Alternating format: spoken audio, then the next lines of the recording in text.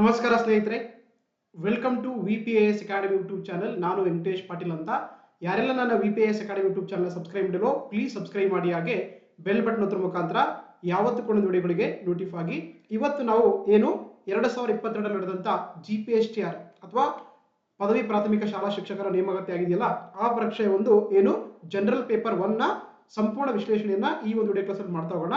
So ಹಾಗಾಗಿ ನೋಡಿ, ಈ ಒಂದು ಪ್ರಶ್ನೆ ಪತ್ರಿಕೆ ಒಂದು ಕೋಡ್ ಆಗಿದೆ. ಸೊ ಏನಂದ್ರೆ A1 1A ಅಂತ ಆಗಿದೆ ಸಂಕೇತ. ಓಕೆನಾ? ಸೊ ಹಾಗಾಗಿ ನಾನು ಈ ಒಂದು ಪತ್ರಿಕೆಯಲ್ಲಿ ಏನಂದ್ರೆ ಸಾಮಾನ್ಯ ಕನ್ನಡದ ಸುಮಾರು 25 ಪ್ರಶ್ನೆಗಳನ್ನ ಸಾಲ್ವ್ ಮಾಡ್ತಾ ಹೋಗ್ತೀನಿ. ಹಾಗಾಗಿ ಈ ಒಂದು ವಿಡಿಯೋದ ಒಂದು ಪಾರ್ಟ್ 1 ಆಗಿದೆ. ಹಾಗೆ ರಿಮೈನಿಂಗ್ ಒಂದು ಪಾಠಗಳನ್ನು ಕೂಡ ನಾನು ಮುಂದಿನ ದಿನಗಳಲ್ಲಿ ಮಾಡ್ತಾ ಹೋಗ್ತೀನಿ.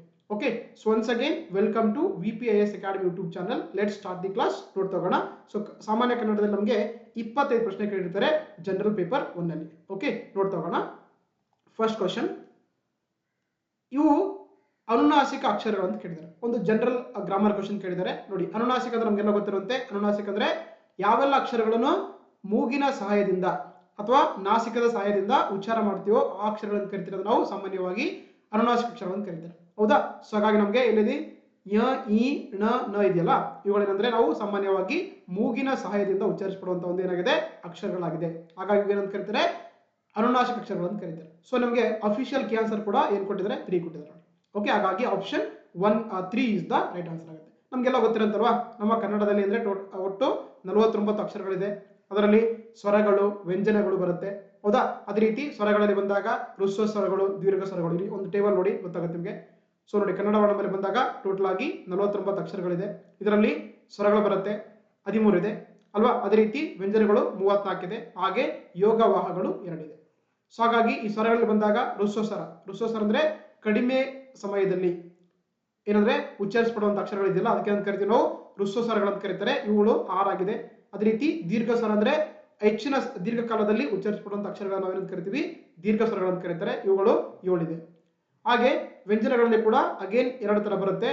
ವರ್ಗೀಯ ವ್ಯಂಜನಗಳು 25 ಇದೆ. ಅದೇ ರೀತಿ ಅವರ್ಗೀಯ ವ್ಯಂಜನಗಳು 9 ಇದೆ.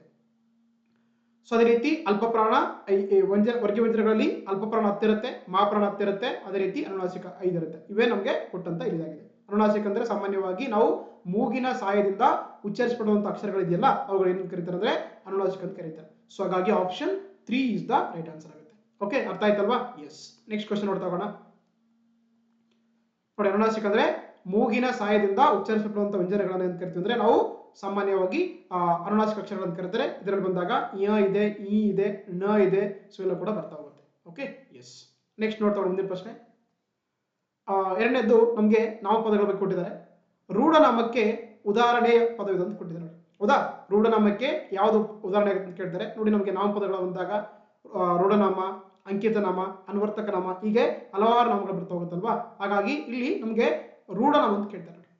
ಇಲ್ಲಿ ಮನುಷ್ಯ ಕೊಟ್ಟಿದ್ದಾರೆ, ಕಾವೇರಿ ಕೊಟ್ಟಿದ್ದಾರೆ, ವ್ಯಾಪಾರಿ ಕೊಟ್ಟಿದ್ದಾರೆ, ಹೊಸದು ಕೊಟ್ಟಿದ್ದಾರೆ. ಹೌದಾ? ನೋಡಿ, ಮನುಷ್ಯ ಇದೆಯಲ್ಲ, ಇದೇನಂದ್ರೆ ರೂಢಿಯಿಂದ ಬಂದಿರುವಂತ ಏನಾಗಿದೆ ಒಂದು ನಾಮ ಆಗಿದೆ. ಸೊ ಹಾಗಾಗಿ ಏನು ನಮಗೆ ಮನುಷ್ಯ ಅಂತಂದ್ರೆ ಇದೊಂದು ರೂಢನಾಮಕ್ಕೆ ಉದಾಹರಣೆ ಆಗುತ್ತೆ.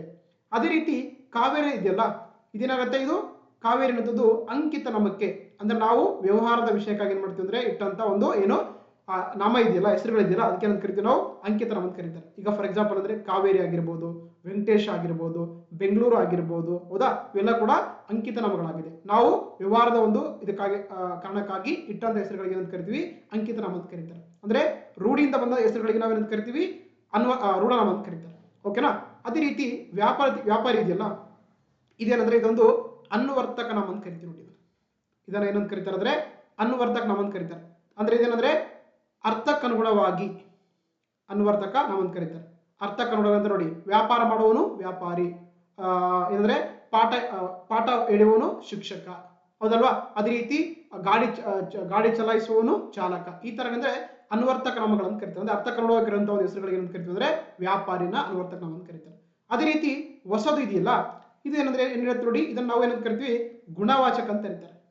ಇದನ್ನು ನಾವು ಗುಣವಾಚಕ ಅಂತ ಕರಿತೀವಿ. ಏನಾಗುತ್ತೆ? ಇದು ಯಾವುದೋ ಒಂದು ವಸ್ತುವಿನ ಬಗ್ಗೆ ಅದರ ಒಂದು ಗುಣವನ್ನ ತಿಳಿಸ್ತಾ ಇದೆ. ಅದು ಹೊಸದು, ಹಳಿದು, ಈ ತರ. ಹಾಗಾಗಿ ಇದೊಂದು ಏನಾಗಿದೆ? ಹೊಸದು ಎನ್ನುವಂಥದ್ದು ಗುಣವಾಚಕಕ್ಕೆ ಉದಾಹರಣೆಯಾಗಿದೆ. ಸೊ ಹಾಗಾಗಿ ಏನು ಮನುಷ್ಯ ಇದೆಯಲ್ಲ, ಇದು ರೂಢನಾಮಕ್ಕೆ ಉದಾಹರಣೆಯಾಗಿದೆ. ಹಾಗಾಗಿ ಮನುಷ್ಯನದು ರೂಢನಾಮಕ್ಕೆ ಉದಾಹರಣೆಯಾಗಿದೆ. ಹಾಗಾಗಿ ಆಪ್ಷನ್ 1 ಕರೆಕ್ಟ್ ಆಗುತ್ತೆ. ನಮಗೆ ಅಫಿಷಿಯಲ್ ಕೀ ಆನ್ಸರ್ ಕೂಡ 1 ಕೊಟ್ಟಿದ್ದಾರೆ. ಓಕೆ, ಹಾಗಾಗಿ option 1 is the right answer. ಅರ್ಥ ಆಯ್ತಲ್ವಾ? ಎಸ್. ನೆಕ್ಸ್ಟ್ ಕ್ವಶನ್ ನೋಡ್ತಾ ಹೋಗೋಣ. ಇಲ್ಲಿ ನೋಡಿ, ನಾಮಪದಗಳು ಬಂದಾಗ ನಮಗೆ ಈ ತರ ವಸ್ತುವಾಚಕ ನಾಮ, ಗುಣವಾಚಕ ನಾಮ, ಸಂಖ್ಯಾವಾಚಕ ನಾಮ, ಪರಿಮಾಣವಾಚಕ ನಾಮ, ದಿಗ್ವಾಚಕ ನಾಮ, ಪ್ರಕಾರವಾಚಕ, ಸರ್ವನಾಮ, ಭಾವನಾಮ, ಈ ತರ ಹಲವಾರು ತರದ ಒಂದು ನಾಮಪದಗಳು ನೋಡ್ತಾ ಹೋಗ್ತೀವಿ. ಹೌದಾ? ಅದರಲ್ಲಿ ಬಂದಾಗ ನಮಗೆ ಈ ವಸ್ತುವಾಚಕರು ಬಂದಾಗ 3 ತರ ಬರುತ್ತಲ್ವಾ? ಯಾವ್ದ್ಯಾವುದು? ರೂಢನಾಮ, ರೂಢಿಯಿಂದ ಬಂದಂತ ಹೆಸರುಗಳು. ಅಂಕಿತನಾಮ ಅಂದ್ರೆ ಇಟ್ಟಂತ ಹೆಸರುಗಳು. ಅನ್ವರ್ತನಾಮ ಅಂದ್ರೆ ವ್ಯವಹಾರದ ಏನಂದ್ರೆ ಅರ್ಥಕ್ಕನುಗುಣವಾಗಿರುವಂತಹ ಹೆಸರುಗಳನ್ನು ಕರೀತಾರೆ. ಸೊ ಹಾಗಾಗಿ ನಮಗೆ ಇಲ್ಲಿ option 1 is the right answer ಆಗುತ್ತೆ. Okay, yes. ನೆಕ್ಸ್ಟ್ ನೋಡ್ತಾ ಹೋಗೋಣ. ಹಾಗೇನು ಇಲ್ಲಿ ಒಂದು ಕೂಡ ಮತ್ತೆ ಕೇಳಿದ್ರೆ ನೋಡಿ, ಅಷ್ಟು, ಇಷ್ಟು, ಹಲವು ಈ ಪದಗಳು ಈ ಕೆಳಗಿನ ವ್ಯಾಕರಣಾಂಶವಾಗಿ ಒಂದು ಕೊಟ್ಟಿದ್ದಾರೆ. ಹೌದಾ? ಇಲ್ಲಿ ನಮಗೆ 3 ಪದಗಳು ಕೊಟ್ಟಿದ್ದಾರೆ. ಅಷ್ಟು ಇದೆ, ಇಷ್ಟು ಇದೆ, ಹಲವು ಅಂತ ಕೊಟ್ಟಿದ್ದಾರೆ. ಸೊ ಹಾಗಾದ್ರೆ ಇದು ಯಾವ ಪದಗಳಿಗೆ ಏನಾಗುತ್ತೆ ಅಂದ್ರೆ, ಸೊ ಏನಾಗುತ್ತೆ ಅಂತ ಕೇಳಿದರೆ ವ್ಯಾಕರಣ ವಿಷಯ ಕೇಳ್ತಾರೆ ಅಲ್ವಾ? ನಾವು ಈಗ ತಂದು ನೋಡಿದ್ವಿ ನೋಡಿ, ಅಷ್ಟು ಇಷ್ಟು ಅಂದ್ರೆ ಏನಾಗುತ್ತೆ ಹೇಳಿ ನೋಡೋಣ. ಯಾವ್ದಕ್ಕಾಗತ್ತೆ? ಇದೊಂದು ಪರಿಮಾಣ ವಾಚಕ. ಹೌದಾ? ಅಂದ್ರೆ ನಾವು ಯಾವುದೇ ಒಂದು ವಸ್ತು ಇರಬಹುದು, ಒಂದು ಯಾವುದೇ ವಿಷಯ ಇರಬಹುದು, ಅದರ ಒಂದು ಏನಂದ್ರೆ ಒಂದು ಕ್ವಾಲಿಟಿಯನ್ನು ಚೆಕ್ ಹೇಳ್ತಾ ಇದ್ದಾರೆ. ಹೌದಾ? ಅದು 2 kg ಇದೆ, ಅದು 1 kg ಇದೆ. ಹೌದಾ? ಅದು ½ kg ಇದೆ ಅಂದ್ರೆ ಏನಾಗುತ್ತೆ? ಅದರ ಒಂದು ಪರಿಮಾಣ ಬಗ್ಗೆ ಹೇಳ್ತಾರೆ, ಅದರ ಒಂದು ಕ್ವಾಂಟಿಟಿ ಬಗ್ಗೆ ಹೇಳ್ತಾರೆ ಅಲ್ವಾ? ಹಾಗಾಗಿ ಏನು ಈ ಅಷ್ಟು, ಇಷ್ಟು, ಹಲವು ಇದೆಯಲ್ಲ, ಅದೇನಂತಂದ್ರೆ ಪರಿಮಾಣ ವಾಚಕಕ್ಕೆ ಒಂದು ವ್ಯಾಕರಣಾಂಶಗಳಾಗಿವೆ. ಅದೇ ರೀತಿ ಗುಣವಾಚಕ ಅಂತ ಈಗ ನೋಡಿದ್ವಿ ನಾವು, ಯಾವುದು? ಹೊಸದು, ಹಳೇದು, ಹಿರಿದು, ಕಿರಿದು ಅಲ್ವಾ? ಅದೇ ರೀತಿ ಭಾವನಾಮ ಬಂದಾಗ ಭಾವನಾಮಕ್ಕೆ ಹೇಳ್ತೀವಿ ಹೇಳೋಣ. ಅದೇ ರೀತಿ ಸಂಖ್ಯಾವಾಚಕ ಅಂದ್ರೆ ಏನಾಗುತ್ತೆ? ಸಂಖ್ಯಾವಾಚಕ ಅಂದ್ರೆ 2ನೇಯ, 3ನೇಯ, 10ನೇಯ ಇವೆಲ್ಲ ಕೂಡ ಸಂಖ್ಯಾವಾಚಕ ಏನಂದ್ರೆ, ಹೌದಾ? 2ನೇಯ, 3ನೇಯ ಇವೆಲ್ಲ ಕೂಡ ಎಕ್ಸಾಂಪಲ್ ಆಗುತ್ತೆ, ಸಂಖ್ಯಾವಾಚಕ ಅಂತ ಕರೀತಾರೆ. ಭಾವನಾಮಕ್ಕೆ ಏನಾಗುತ್ತೆ ಹೇಳೋಣ. ಭಾವನಾಮಕ್ಕೆ ಏನು ಎಕ್ಸಾಂಪಲ್ ಹೇಳ್ತಾರೋ ಆನ್ಸರ್ ಕಮೆಂಟ್ ಅಲ್ಲಿ ಆನ್ಸರ್ ಮಾಡ್ತಾರೆ ನೋಡೋಣ. ಓಕೆ, ಸೊ ಹಾಗಾಗಿ ನಮಗೆ ಇಲ್ಲಿ ಆಪ್ಷನ್ ಏನಾಗುತ್ತೆ? 2 ಇಸ್ ದ ರೈಟ್ ಆನ್ಸರ್. ಹೌದಾ? ಗುಣವಾಚಕ ಅಂದ್ರೆ ಈಗ ತಾನು ನೋಡಿದ್ವಿ ನಾವು, ಯಾವ್ದ್ಯಾವುದು? ಅಂಥದ್ದು, ಇಂಥದ್ದು, ಹಿರಿದು, ಕಿರಿದು ಎಲ್ಲ ಕೂಡ ಏನಾಗುತ್ತೆ? ಗುಣವಾಚಕಕ್ಕೆ ಎಕ್ಸಾಂಪಲ್ ಆಗುತ್ತೆ. ಸೊ ಹಾಗಾಗಿ ನಮ್ಗೆ option 2 is the right answer ಆಗುತ್ತೆ. ಅಫಿಷಿಯಲ್ ಆನ್ಸರ್ ಕೂಡ ನಮಗೆ 2 ಕೊಟ್ಟಿದ್ದಾರೆ. Okay, yes. ಇಲ್ಲಿ ನೋಡಿ, ಪರಿಮಾಣವಾಚಕಕ್ಕೆ ಎಕ್ಸಾಂಪಲ್ ನೋಡೋಣ. ಏನಾಗುತ್ತೆ ಇಲ್ಲಿ? ವಸ್ತು, ವ್ಯಕ್ತಿ, ಪ್ರಾಣಿಗಳ ತೂಕ, ವೆಯ್ಟೇಜು, ಅಳತೆ, ಗಾತ್ರದ ಬಗ್ಗೆ ಏನಂದ್ರೆ ಹೇಳುವಂಥದ್ದು ಇದೆಯಲ್ಲ, ಅದಕ್ಕೆ ಏನಂತ ಕರಿತೀವಿ ನಾವು? ಪರಿಮಾಣವಾಚಕ ಅಂತ ಕರೀತಾರೆ. ಓಕೆ, ಅದೇ ರೀತಿ ಪ್ರಕಾರವಾಚಕ ಅಂತ ಬರುತ್ತೆ, ಗೊತ್ತಿಲ್ವಾ? ಇದಂದ್ರೆ ಅಂಥದ್ದು, ಇಂಥದ್ದು, ಎಂಥದ್ದು ಇವೆಲ್ಲ ಕೂಡ ಪ್ರಕಾರವಾಚಕಕ್ಕೆ ಎಕ್ಸಾಂಪಲ್ ಆಗಿರುತ್ತೆ. ಸೊ ಹಾಗೆ ಅದೇ ರೀತಿ ಸಂಖ್ಯಾವಾಚಕ ನೋಡಿ, ಇಲ್ಲಿ ನಿಮಗೆ ಕನ್ಫ್ಯೂಸ್ ಆಗುತ್ತೆ. ಸಂಖ್ಯಾವಾಚಕ ಬೇರೆ, ಸಂಖ್ಯಾವಾಚಕ ಬೇರೆ. ಓಕೆನಾ? ಸಂಖ್ಯಾವಾಚಕ ಏನಾಗುತ್ತೆ? ಸಾಮಾನ್ಯವಾಗಿ ಇಲ್ಲಿ ಸಂಖ್ಯೆಗಳನ್ನ ಸೂಚಿಸುತ್ತೆ. ಯಾವ ತರ? ನೋಡಿ, ಲಕ್ಷದೀಪ, ನವಗ್ರಹ, 10 ಜನರು, 60 ರೂಪಾಯಿಗಳು ಇವೆಲ್ಲ ಏನಂದ್ರೆ ಸಂಖ್ಯೆಗಳನ್ನ ಸೂಚಿಸುವಂತ ಒಂದು ನಾಮಪದಗಳಾಗಿದೆ. ಇದಕ್ಕೆ ಹಾಗಾಗಿ ಇದನ್ನ ಸಂಖ್ಯಾವಾಚಕ ಅಂತ ಕರೀತಾರೆ. ಅದೇ ರೀತಿ ಸಂಖ್ಯಾವಾಚಕ ಅಂದ್ರೆ ಬೇರೆ ಆಗಿರುತ್ತೆ. ಓಕೆನಾ? ನೋಡಿ, ಸಂಖ್ಯಾವಾಚಕ ಅಂದ್ರೆ ಏನಾಗಿರುತ್ತೆ ಅಂದ್ರೆ ನಾವು 2ನೇಯ, 3ನೇಯ ಈ ತರ ಹೇಳ್ತಾ ಹೋಗ್ತೀವಿ ನಾವು. ಸೊ ಅದು ಡಿಫ್ರೆನ್ಸ್ ಗೊತ್ತಿರ್ಬೇಕು ನಿಮಗೆ. ಓಕೆ, ಸೊ ಹಾಗಾಗಿ ನೋಡ್ತಾ ಹೋಗೋಣ. ಗುಣವಾಚಕ ಹೇಳಿದ್ರಿವಲ್ಲ, ಗುಣವಾಚಕ ಅಂದ್ರೆ ಅದರ ಒಂದು ವಸ್ತುವಿನ ಬಣ್ಣ, ಗಾತ್ರದ ಬಗ್ಗೆ ಹೇಳಿಕೊಡ್ತಾ ಹೋಗುತ್ತೆ, ಅದಕ್ಕೆ ಗುಣವಾಚಕ ಕರೀತಾರೆ. ಈಗ ಫಾರ್ ಎಕ್ಸಾಂಪಲ್ ಅಂದ್ರೆ ಕೆಂಪಾದ ಮನೆ, ಚಿಕ್ಕ ಶಾಲೆ, ಶ್ರೇಷ್ಠ ಗಾಯಕ, ಕೆಂಪು ಗುಲಾಬಿ. ಹೌದಾ? ಆಮೇಲೆ ಜಾಣ ಹುಡುಗಿ ಇವೆಲ್ಲ ಏನಾಗಿದೆ ಅಂದ್ರೆ ಆಕ್ಚುಲಿ ಗುಣವಾಚಕಕ್ಕೆ ಉದಾಹರಣೆಗಳಾಗಿ ಕರೀತಾರೆ. ಎಸ್. ಭಾವನಾಮಕ್ಕೆ ಆಗ್ಲೇ ಹೇಳಿದೆ ನಮಗೆ ಒಂದು ಏನಂದ್ರೆ ಪ್ರಾಣಿಗಳ ವಸ್ತುಗಳಂದ್ರೆ ಅಲ್ಲಿ ಗುಣ ಒಂದು ಸ್ವಭಾವ ಸ್ಥಿತಿಯನ್ನ ತಿಳಿಸ್ತಾ ಹೋಗುತ್ತೆ. ಹೌದಾ? ಶೂರತನ, ದಿಟ್ಟತನ, ಜಾಣತನ, ಧೈರ್ಯ, ಶೌರ್ಯ ಈ ತರ ಹೇಳ್ತಾ ಹೋಗುತ್ತೆ, ಅದನ್ನ ಭಾವನಾಮಗಳನ್ನು ಕರೀತಾರೆ. ಸೊ ಹಾಗಾಗಿ ನಮಗೆ option 2 is the right answer ಆಗುತ್ತೆ. ನೆಕ್ಸ್ಟ್ ನೋಡ್ತಾ ಮುಂದಿನ ಪ್ರಶ್ನೆ. ಓಕೆ,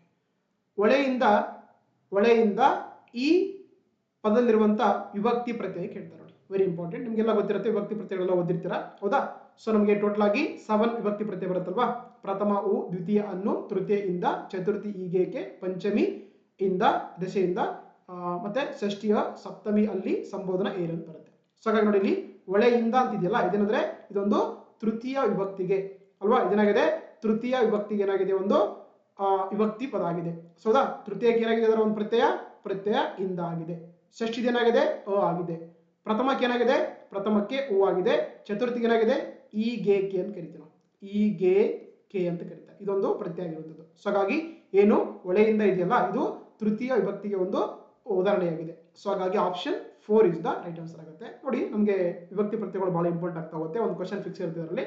ಇಲ್ಲಿ ನಿಮಗೆ ಬಹಳ ಎಕ್ಸಾಂಪಲ್ ಏನ್ ಮಾಡ್ತಾರೆ ಅಂದ್ರೆ ಆಕ್ಚುಲಿ ನಿಮಗೆ ಎರಡು ಕೂಡ ಗೊತ್ತಿರಬೇಕು. ಅಂದ್ರೆ ಹೊಸ ಕನ್ನಡ ಪ್ರತ್ಯಯಗಳು ಗೊತ್ತಿರಬೇಕು, ಅದೇ ರೀತಿ ಹಳೆ ಕನ್ನಡ ಪ್ರತ್ಯಯಗಳು ಗೊತ್ತಿರಬೇಕಾಗುತ್ತೆ. ಓಕೆನಾ? ನಾನು ಹೇಳಿದಂಗೆ 7 ವಿಭಕ್ತಿ ಪ್ರತ್ಯಯ ಇದೆ. ಪ್ರಥಮ ವಿಭಕ್ತಿಗೆ ನೋಡಿ ಹೊಸ ಕನ್ನಡ ಬಂದಾಗ ಹೂ ಇದೆ. ಹಳೆಯ ಕನ್ನಡ ಬಂದಾಗ ಅದಕ್ಕೆ ಕಾರಕ ಕೇಳ್ತಿರ್ತಾರೆ, ಕರ್ತೃ ಅಂತ ಕರೀತಾರೆ. ಅದರ ಕಾರಕ ಬಂದು ಏನಾಗಿದೆ? ಪ್ರತ್ಯಯ ಬಂದು ಮು ಆಗಿದೆ. ದ್ವಿತೀಯದು ಹೊಸಗನ್ನಡದ ಪ್ರತ್ಯಯ ಏನಾಗಿದೆ ಅನ್ನು ಆಗಿದೆ. ಕಾರಕ ಏನಾಗಿದೆ ಇದ್ರದ್ದು ಹಳೆಗನ್ನಡದು ಕರ್ಮ ಅಮ್ ಅಂತ ಆಗಿದೆ ನೋಡಿ. ಓಕೆನಾ. ಅದೇ ರೀತಿ ತೃತೀಯ ಬಂದು ಹೊಸಗನ್ನಡದಲ್ಲಿ ಇಂದಾಗಿದೆ. ಕಾರಕ ಇದಕ್ಕೆ ಕರಿತೀವಿ ನಾವು ಕರ್ಣ ಅಂತ ಕರೀತಾರೆ. ಇದರ ಪ್ರತ್ಯಯ ಬಂದು ಹಳೆಗನ್ನಡದು ಇಮ್ ಅಂತ ಆಗಿದೆ. ಚತುರ್ಥಿದು ಗೆ ಆಗಿದೆ. ಸೊ ಕಾರಕ ಸಂಪ್ರದಾನ ಹಳೆಗನ್ನಡದ ಒಂದು ಪ್ರತ್ಯಯ ಕೆ ಆಗುತ್ತೆ. ಪಂಚಮಿದು ದೆಸೆಯಿಂದ ನೋಡಿ, ಸ್ವಲ್ಪ ಡಿಫ್ರೆನ್ಸ್ ಅಲ್ವಾ. ತೃತೀಯ ಬರೇ ಇಂದ ಬರುತ್ತೆ, ಪಂಚಮಿ ದೆಸೆಯಿಂದ ಬರುತ್ತೆ. ಓಕೆನಾ. ಸ್ವಲ್ಪ ಕೇರ್ಫುಲ್ ಆಗಿರ್ಬೇಕು ನೀವು. ತೃತೀಯ ಏನಂದ್ರೆ ಬರೀ ಇಂದ ಮಾತ್ರ ಇರುತ್ತೆ ಅದರ ಪ್ರತ್ಯಯ. ಆದರೆ ಪಂಚಮಿ ಇದೆಯಲ್ಲ ಅದು ದೆಸೆಯಿಂದ ಅಂತ ಕೊಟ್ಟಿರ್ತಾರೆ. ಅದರ ಒಂದು ಕಾರಕ ಬಂದು ಹಳೆಗನ್ನಡದು ಅಪಾದಾನ ಆಗಿದೆ. ಅದರ ಪ್ರತ್ಯಯ ಬಂದು ಅತ್ತಣಿಮ್ ಅಂತ ಕರಿತೀವಿ ನಾವು. ಅದೇ ರೀತಿ ಷಷ್ಠಿ ವಿಭಕ್ತಿಗೆ ಅ ಆಗಿದೆ. ಇದರ ಕಾರಕ ಸಂಬಂಧ ಹಳೆಗನ್ನಡ ಪ್ರತ್ಯಯ ಆ ಆಗಿದೆ. ಸಪ್ತಮಿ ಎಲ್ಲಿ, ಹೌದಾ. ಸೊ ಆಮೇಲೆ ಕಾರಕ ಬಂದು ಅಧಿಕರಣ ಆಗಿದೆ. ಹಳೆಗನ್ನಡ ಪ್ರತ್ಯಯ ಬಂದು ಒಳ್ಳಾಗಿದೆ. ಸಂಬೋಧನ ಬಂದು ಏಯಿರ ಅಂತ ಕರಿತೀವಿ ನಾವು, ಗೊತ್ತಿರಬೇಕು ಇವೆಲ್ಲ. ಹಾಗಾಗಿ ಸೊ ಇಲ್ಲಿ ನಮಗೆ option 4 is the right answer ಆಗುತ್ತೆ. ಒಳೆಯಿಂದ ಇದೆಯಲ್ಲ ಇದು ತೃತೀಯ ವಿಭಕ್ತಿಗೆ ಸಂಬಂಧಪಟ್ಟಂತ ಒಂದು ಉದಾಹರಣೆಯಾಗಿದೆ ಅಂತ ಕರೀತಾರೆ. ಎಸ್. ನೆಕ್ಸ್ಟ್ ನೋಡ್ತಾ ಹೋಗೋಣ. ಸಂಧಿಗಳು ಕೊಟ್ಟಿದ್ದಾರೆ. ಆದೇಶ ಸಂಧಿಗೆ ಉದಾಹರಣೆಯಾದ ಪದವನ್ನು ಕೊಟ್ಟಿದ್ದಾರೆ. ಇಲ್ಲಿ ನಮಗೆ ಒಂದು ಸಂಧಿ ಕೊಟ್ಟಿದ್ದಾರೆ ಆದೇಶ ಸಂಧಿ ಅಂತ. ಈ ಆದೇಶ ಸಂಧಿಗೆ ಯಾವ ಒಂದು ಕೊಟ್ಟಂತ ಪದ ಉದಾಹರಣೆ ಆಗೋದು ಅಂತ ಕೇಳ್ತಾರೆ. ಮೈದೊರೆ ಇದೆ, ಮಹಾತ್ಮ ಇದೆ, ಅಜಂತ ಇದೆ, ತನ್ಮಯ ಅಂತ ಇದೆ ನೋಡಿ. ಹೌದಾ. ನಮಗೆ ಆದೇಶ ಸಂಧಿ ಗೊತ್ತಿರುತ್ತೆ. ಏನು ಬಿಡಿಸಿ ನೋಡೋಣ. ಮೈದೊರೆ ಏನಾಗುತ್ತೆ ಮೈ ಪ್ಲಸ್ ತೊರೆ, ಮೈದೋರು ತೋರು, ಮೈತೋರು ಅಲ್ವಾ. ಏನಾಗುತ್ತೆ ಮೈದೋರು ಆಗುತ್ತೆ ನೋಡಿ. ಏನಂದ್ರೆ ನಮಗೆ ಏನಾಗುತ್ತೆ ಈ ಒಂದು ಏನು ಇದನ್ನ ನಾವು ಏನಂತ ಕರಿತೀವಿ, ಫಸ್ಟ್ ಪದವನ್ನ ಪೂರ್ವ ಪದ ಅಂತ ಕರೀತಾರೆ, ಎರಡನೇದನ್ನ ಉತ್ತರ ಪದ ಅಂತ ಕರೀತಾರೆ. ಏನು ಉತ್ತರ ಪದದ ಒಂದು ಆದಿ ಪದ ಇದೆಯಲ್ಲ ಅದೇನಾಗುತ್ತೆ ಏನಾಗುತ್ತೆ ಚೇಂಜ್ ಆಗುತ್ತೆ. ಅಂದ್ರೆ ಏನಾಗುತ್ತೆ ಕತಟಪಗಳಿಗೆ ಗದಡಬ ಏನಾಗುತ್ತೆ ಆದೇಶವಾಗಿ ಬರುತ್ತೆ. ಅದಕ್ಕೆ ಏನಂತ ಕರಿತೀವಿ ಆಕ್ಚುಲಿ ಏನು ಮೈದೋರು ಇದೆಯಲ್ಲ ಇದೊಂದು ಆದೇಶ ಸಂಧಿಗೆ. ಇದನ್ನು ಆಕ್ಚುಲಿ ಗದಾಬದೇಶ ಅಂತ ಕೂಡ ಕರೀತಾರೆ. ಇದು ಒಂದು ಗದಾಬದೇಶ ಸಂಧಿ ಅಂತ ಕರಿತೀವಿ ಅಲ್ವಾ. ಸೊ ಹಾಗಾಗಿ ಮೈ ಪ್ಲಸ್ ತೋರು ಏನಾಗುತ್ತೆ ನೋಡಿ. ಇಲ್ಲಿ ಏನಾಗಿದೆ ತೋ ಏನಾಗಿದೆ ದೋ ಆಗಿದೆ. ಅಂದ್ರೆ ಕತಪಗಳಿಗೆ ಏನಾಗಿದೆ ಗಜಡಬಗಳೇನಂದ್ರೆ ಗದಡಬಗಳೇನಾಗಿದೆ ಅಂದ್ರೆ ಆದೇಶವಾಗಿ ಬಂದಿದೆ. ಹಾಗಾಗಿ ಇದೊಂದು ಆದೇಶ ಸಂಧಿ ಆಗಿದೆ. ಅದೇ ರೀತಿ ಮಹಾತ್ಮ ಇದೆಯಲ್ಲ ಮಹಾತ್ಮ. ಸೊ ಆಪ್ಷನ್ 1 ಕರೆಕ್ಟ್ ಆಗುತ್ತೆ. ಇದು ಆಪ್ಷನ್ 1 ಇಸ್ ದ ಏನಾಗುತ್ತೆ ಮೈದೊರೆ ಆದೇಶ ಸಂಧಿಗೆ ಎಕ್ಸಾಂಪಲ್ ಆಗುತ್ತೆ. ಅದೇ ರೀತಿ ಮಹಾತ್ಮ ಇದೆಯಲ್ಲ ನೋಡಿ, ಇದನ್ನು ಬಿಡಿಸಿದ್ರೆ ಏನಾಗುತ್ತೆ ನಮಗೆ ಮಹಾ ಪ್ಲಸ್ ಆತ್ಮ ಅಲ್ವಾ. ಏನಾಗುತ್ತೆ ಮಹಾ ಪ್ಲಸ್ ಆತ್ಮ ಆಗುತ್ತೆ. ಇದ್ಯಾವ ಸಂಧಿ ಅಂದ್ರೆ ಇದೊಂದು ಸವರ್ಣ ದೀರ್ಘ ಸಂಧಿಗೆ ಎಕ್ಸಾಂಪಲ್ ಆಗುತ್ತೆ. ಹೌದಾ. ಇದೇನಾಗುತ್ತೆ ಸವರ್ಣ ದೀರ್ಘ ಸಂಧಿಗೆ ಎಕ್ಸಾಂಪಲ್ ಆಗುತ್ತೆ ಮಹಾತ್ಮ. ಅದೇ ರೀತಿ ಅಜಂತ ನೋಡಿ, ವೆರಿ ಇಂಪಾರ್ಟೆಂಟ್. ಅಜಂತ ಏನಾಗುತ್ತೆ ಬಿಡಿಸಿ ಬರೆದಾಗ ಅಚ್ ಪ್ಲಸ್ ಜಂತ ಅಲ್ವಾ. ಅಚ್ ಪ್ಲಸ್ ಜಂತ ಅಲ್ಲ ಅಂತ ಆಗುತ್ತೆ. ಇದ್ಯಾವ ಸಂಧಿ ಇದು ಜಸ್ತ್ವ ಸಂಧಿಗೆ ಎಕ್ಸಾಂಪಲ್ ಆಗುತ್ತೆ. ವೆರಿ ಇಂಪಾರ್ಟೆಂಟ್ ಅಲ್ವಾ. ಅಚ್ ಪ್ಲಸ್ ಅಂತ ಇದೇನಾಗುತ್ತೆ ಅಜಂತ ಆಗುತ್ತೆ. ಅದೇ ರೀತಿ ಚಿತ್ ಓಕೆ ಯಾವ್ದಾಗುತ್ತೆ ಇದು ಜಸ್ತ್ವ ಸಂಧಿಗೆ ಎಕ್ಸಾಂಪಲ್ ಆಗುತ್ತೆ. ಅದೇ ರೀತಿ ನೋಡಿ ನೆಕ್ಸ್ಟ್ ತನ್ಮಯ ಅಂತ ಕೊಟ್ಟಿದ್ದಾರೆ. ಹೌದಾ. ಇದೇನಾಗುತ್ತೆ ಯಾವ್ದು ಬಿಡಿಸಿ ಬರೆದಾಗ ತತ್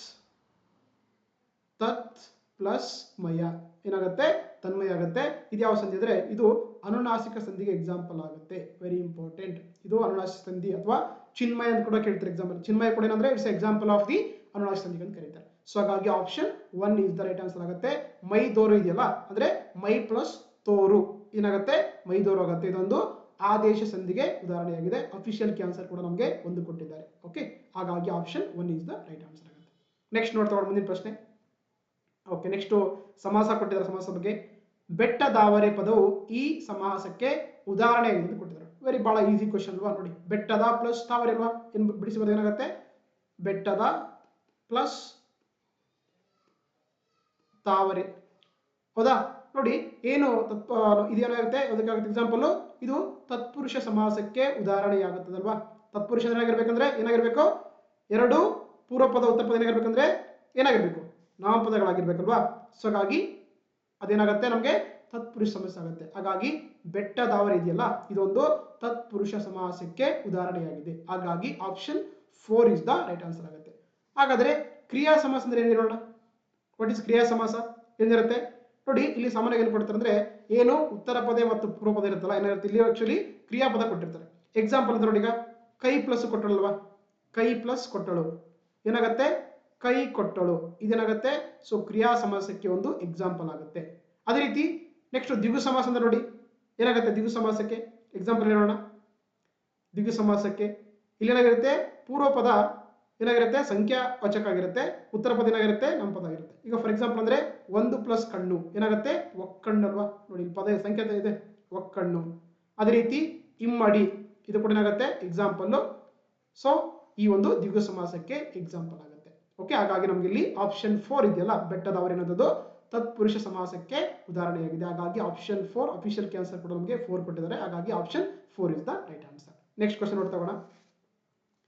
ಓಕೆ, ಇಲ್ಲಿ ನೋಡಿ, ಬಟ್ಟ ಬಯಲು ಪದವು ಈ ವ್ಯಾಕರಣಾಂಶಕ್ಕೆ ಉದಾಹರಣೆ ಎಂದು ಕೊಟ್ಟಿದ್ದಾರೆ. ಹೌದಾ, ಬಟ್ಟ ಬಯಲು ಅಂತ ಕೊಟ್ಟಿದ್ದಾರೆ. ನೋಡಿ, ಬಟ್ಟ ಬಯಲು ಅಂದಾಗ ನಮಗೆ ಇಲ್ಲಿ ಜೋಡು ನುಡಿ ಅಂತ ಕೊಟ್ಟಿದ್ದಾರೆ, ದ್ವಿರುಕ್ತಿ ಅಂತ ಕೊಟ್ಟಿದ್ದಾರೆ, ಅದೇ ರೀತಿ ಅನುಕರಣಾವಯ ಅಂತ ಕೊಟ್ಟಿದ್ದಾರೆ, ಅದೇ ರೀತಿ ಭಾವಸೂಚಕ ಅಂತ ಕೊಟ್ಟಿದ್ದಾರೆ. ಹೌದಾ, ಸೊ ಹಾಗಾಗಿ ಏನು ಬಟ್ಟ ಬಯಲು ಇದೆಯಲ್ಲ, ಇದೇನಂದ್ರೆ ದ್ವಿರುಕ್ತಿಗೆ ಏನಾಗಿದೆ ಎಕ್ಸಾಂಪಲ್ ಆಗಿದೆ, ಉದಾಹರಣೆಯಾಗಿದೆ. ಸೊ ಹಾಗಾಗಿ ಅಫಿಷಿಯಲ್ ಆನ್ಸರ್ ಕೂಡ ನಮಗೆ 2 ಕೊಟ್ಟಿದ್ದಾರೆ. ಸೊ ಹಾಗಾದ್ರೆ ಏನ್ ಜೋಡಿ ನುಡಿ ಅಂದ್ರೆ ನೋಡೋಣ. ಜೋಡು ನುಡಿ ಅಂದ್ರೆ ನೋಡೋಣ. ಎನಿಬಡಿ ನೋಡಿ, ಜೋಡು ನುಡಿ ಅಂದ್ರೆ ಏನಾಗುತ್ತೆ, ಈಗ ಫಾರ್ ಎಕ್ಸಾಂಪಲ್ ಅಂದ್ರೆ ಏನಾಗುತ್ತೆ ನೋಡಿ, ನಮಗೆ ಎಕ್ಸಾಂಪಲ್ ತಗೊಂಡ್ರೆ ಪುಸ್ತಕ ಗಿಸ್ತಕ ಅಂತ ಬರಿತೀವಿ ನೋಡಿ. ಪುಸ್ತಕ ಗಿಸ್ತಕ ಅಂತ ಇದೇನಾಗುತ್ತೆ, ಒಂದು ಜೋಡಿ ನುಡಿ ಆಗುತ್ತೆ. ಹಾಗಾಗಿ ಏನು ಫಸ್ಟ್ ಪದ ಇದೆಯಲ್ಲ ಅದಕ್ಕೆ ಮೀನಿಂಗ್ ಇದೆ, ಸೆಕೆಂಡ್ ಪದಕ್ಕೆ ಮೀನಿಂಗ್ ಇಲ್ಲ. ಅದಕ್ಕೆ ಏನಂತ ಕರಿತೀವಿ, ಪುಸ್ತಕ ಗಿಸ್ತಕ ಅಂತ ಕರೀತಾರೆ, ಮನೆ ಮಠ ಅಂತ ಕರಿತೀವಿ ಅಲ್ವಾ. ಅದೇ ರೀತಿ ಆಲು ಗೇಲು ಅಂತ ಕರಿತೀವಿ, ರೊಟ್ಟಿ ಗಿಟ್ಟಿ ಅಂತ ಕರಿತೀವಿ. ಎಲ್ಲ ಕೂಡ ಏನಾಗುತ್ತೆ ಅಂದ್ರೆ ಜೋಡಿ ನುಡಿ ಅಂತ ಕರೀತಾರೆ. ಈ ದ್ವಿರುಕ್ತಿ ಅಂದ್ರೆ ಏನಾಗುತ್ತೆ, ಒಂದೇ ಪದ ಏನ್ ಮಾಡ್ತೀವಿ ಅಂದ್ರೆ ನಾವು 2 ಸಲ ಏನ್ ಮಾಡ್ತೀವಿ ಬಳಸ್ತೀವಿ. ಯಾವ್ದು ಎಕ್ಸಾಂಪಲ್, ಬಟ್ಟ ಬಯಲು. ಹೌದಾ, ಅದೇ ರೀತಿ ಯಾವ್ದು ಎಕ್ಸಾಂಪಲ್ ಬೇರೆ ನೋಡೋಣ, ಬೇಗ ಬೇಗ, ಬೇಗ ಬೇಗ. ಹೌದಾ, ಈ ತರ ಎಲ್ಲ ಕೂಡ ಏನಾಗಿದೆ ದ್ವಿರುಕ್ತಿ ಅಂತ ಕರೀತಾರೆ. ಅದೇ ರೀತಿ ಅನುಕರಣಾವಯ ಅಂತಿದೆಯಲ್ಲ, ಅನುಕರಣಾವಯ ಇದೆಯಲ್ಲ, ಇದೇನಂತಾರೆ ಆಕ್ಚುಲಿ ನೋಡಿ, ಇದೇನಾಗುತ್ತೆ ಸಾಮಾನ್ಯವಾಗಿ ಇಲ್ಲಿ ಸ್ವಲ್ಪ ನಿಮ್ಗೆ ಕನ್ಫ್ಯೂಸ್ ಆಗುತ್ತೆ ನೋಡಿ. ದ್ವಿರುಕ್ತಿ ಅಂದ್ರೆ ಏನಾಗುತ್ತೆ ಅಂದ್ರೆ ಇಲ್ಲಿ ನಮಗೆ ಆ ಪದ ಬಳಸುವಂತ ಏನಾಗಿದ್ರೆ ಅರ್ಥ ಇರುತ್ತೆ,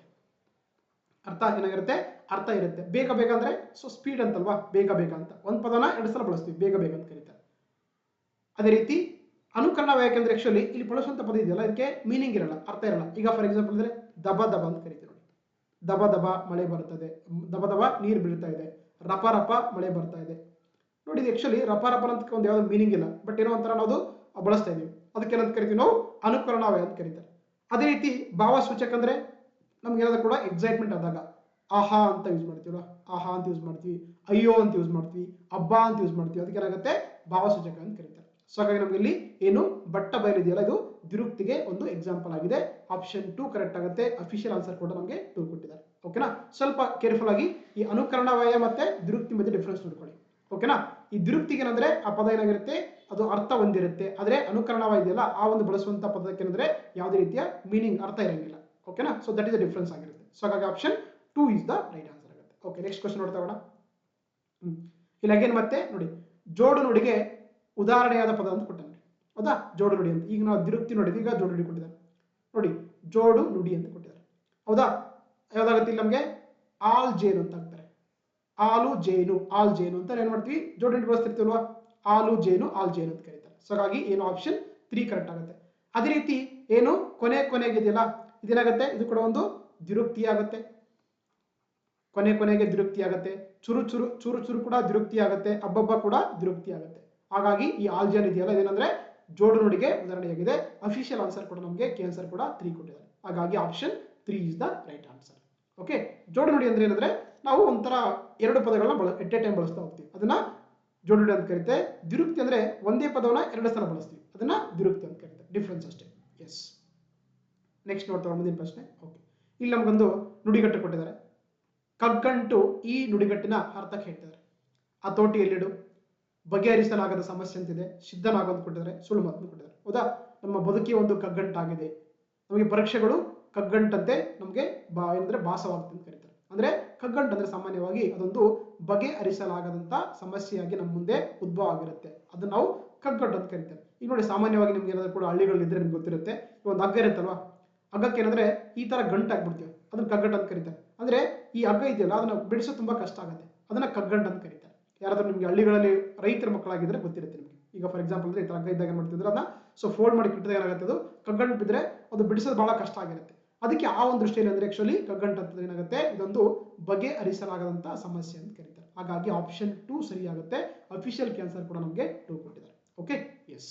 ಹತೋಟಿ ಹೇಳಿದ್ರೆ ಕಂಟ್ರೋಲ್ಡ್ ಅಂತ, ಸಿದ್ಧನಾಗಂದ್ರೆ ರೆಡಿ ಆಗುವಂಥದ್ದು, ಸುಳ್ಳು ಮಾತಂದ್ರೆ ಸುಳ್ಳು ಹೇಳುವಂತ ಸುಳ್ಳು ಮಾತು ಅಂತ ಕರೀತಾರೆ. ಸೊ ಹಾಗಾಗಿ option 2 is the right answer. Next ನೋಡ್ತಾ ಮುಂದಿನ ಪ್ರಶ್ನೆ. ಇಲ್ಲಿ ಸಾಮಾನ್ಯ ಅರ್ಥ ಕಾವ್ಯಕ್ಕೆ ಉದಾಹರಣೆಯಾದ ಪದ ಅಂತ ಕೇಳ್ತಾರೆ. ಹೌದಾ, ಸಾಮಾನ್ಯ ಅರ್ಥ ಕಾವ್ಯಕ್ಕೆ ಕೆಲವು ಉದಾಹರಣೆ ಕೇಳ್ತಾರೆ. ಇಲ್ಲಿ ನಮಗೆ ಸೊಗಸಾಗಿ ಅಂತಿದೆ, ಕರಕರ ಅಂತಿದೆ, ಬಳಿರೆ ಅಂತಿದೆ, ಅವನ್ ಅಂತಿದೆ. ನೋಡಿ ಯಾವ್ದಾಗುತ್ತೆ ನೋಡಿ ಇದರಲ್ಲಿ. ಸೊ ಇಲ್ಲಿ ಏನಾಗುತ್ತೆ ಅಂದ್ರೆ ನೋಡಿ, ಈ ಸಾಮಾನ್ಯ ಅರ್ಥ ಕಾವ್ಯ ಇದೆಯಲ್ಲ, ಅವ ಏನಂದ್ರೆ ಆಕ್ಚುಲಿ ಇದೇನಾಗುತ್ತೆ ಅಂದ್ರೆ ಸಾಮಾನ್ಯವಾಗಿ ಏನು ಕೆಲಸ ಆಗ್ತಿರ್ತಲ್ವಾ ಅಲ್ಲಿ ಬಳಸುವಂತ ಪದ ಆಗಿರುತ್ತೆ. ಹಾಗಾಗಿ ಯಾವ ತರ ಕೆಲಸ ಆಯ್ತು, ಆ ಕೆಲಸ ತುಂಬಾ ಸೊಗಸಾಗಿ ಮೂಡಿ ಬಂತು ಅಂತ ಕರಿತೀವಿ. ಹಾಗಾಗಿ ಅಲ್ಲಿ ಬಳಸುವಂತದ್ದು ನಾವು ಸಾಮಾನ್ಯವಾಗಿ ಸಾಮಾನ್ಯ ಅರ್ಥ ಅವ್ಯಯ ಅಂತ ಕರೀತಾರೆ. ಹಾಗಾಗಿ ಅಥವಾ ಸಾಮಾನ್ಯ ಅವ್ಯಯ ಅಂತ ಕೂಡ ಕರೀತಾರೆ. ಹಾಗಾಗಿ ಆಪ್ಷನ್ 1 ಇದೆಯಲ್ಲ, ಇದು ಸೊಗಸಾಗಿರುತ್ತದೆ ಅಂದ್ರೆ ಸಾಮಾನ್ಯ ಅವ್ಯಯಕ್ಕೆ ಬಳಸುವಂತ ಒಂದು ಉದಾಹರಣೆಯಾಗಿದೆ. ಓಕೆನಾ. ಹಾಗಾಗಿ option 1 is the right answer ಆಗುತ್ತೆ. ನಮಗೆ ಅಫಿಷಿಯಲ್ ಕೀ ಆನ್ಸರ್ ಕೂಡ ಅಂದ್ಕೊಂಡಿದ್ದಾರೆ. ಹಾಗಾದ್ರೆ ಈ ಬಳಿರೆ ಇದೆಯಲ್ಲ ನೋಡಿ, ಬಳಿರೆ ಇದು ಯಾವ್ದಾಗತ್ತೆ, ಇದು ಬಳಿರೆ ಅಂತಂದ್ರೆ ನಾವು ನಮ್ಮ ಒಂದು ಭಾವನೆಯನ್ನ ಸೂಚಿಸುವಂಥದ್ದು. ಹಾಗಾಗಿ ಇದೊಂದು ಏನಾಗಿದೆ, ಭಾವ ಸೂಚಕಾವ್ಯ ಆಗಿದೆ ಅಲ್ವಾ, ಯಾವುದು ಬಳಿರೆ ಅಂತದ್ದು.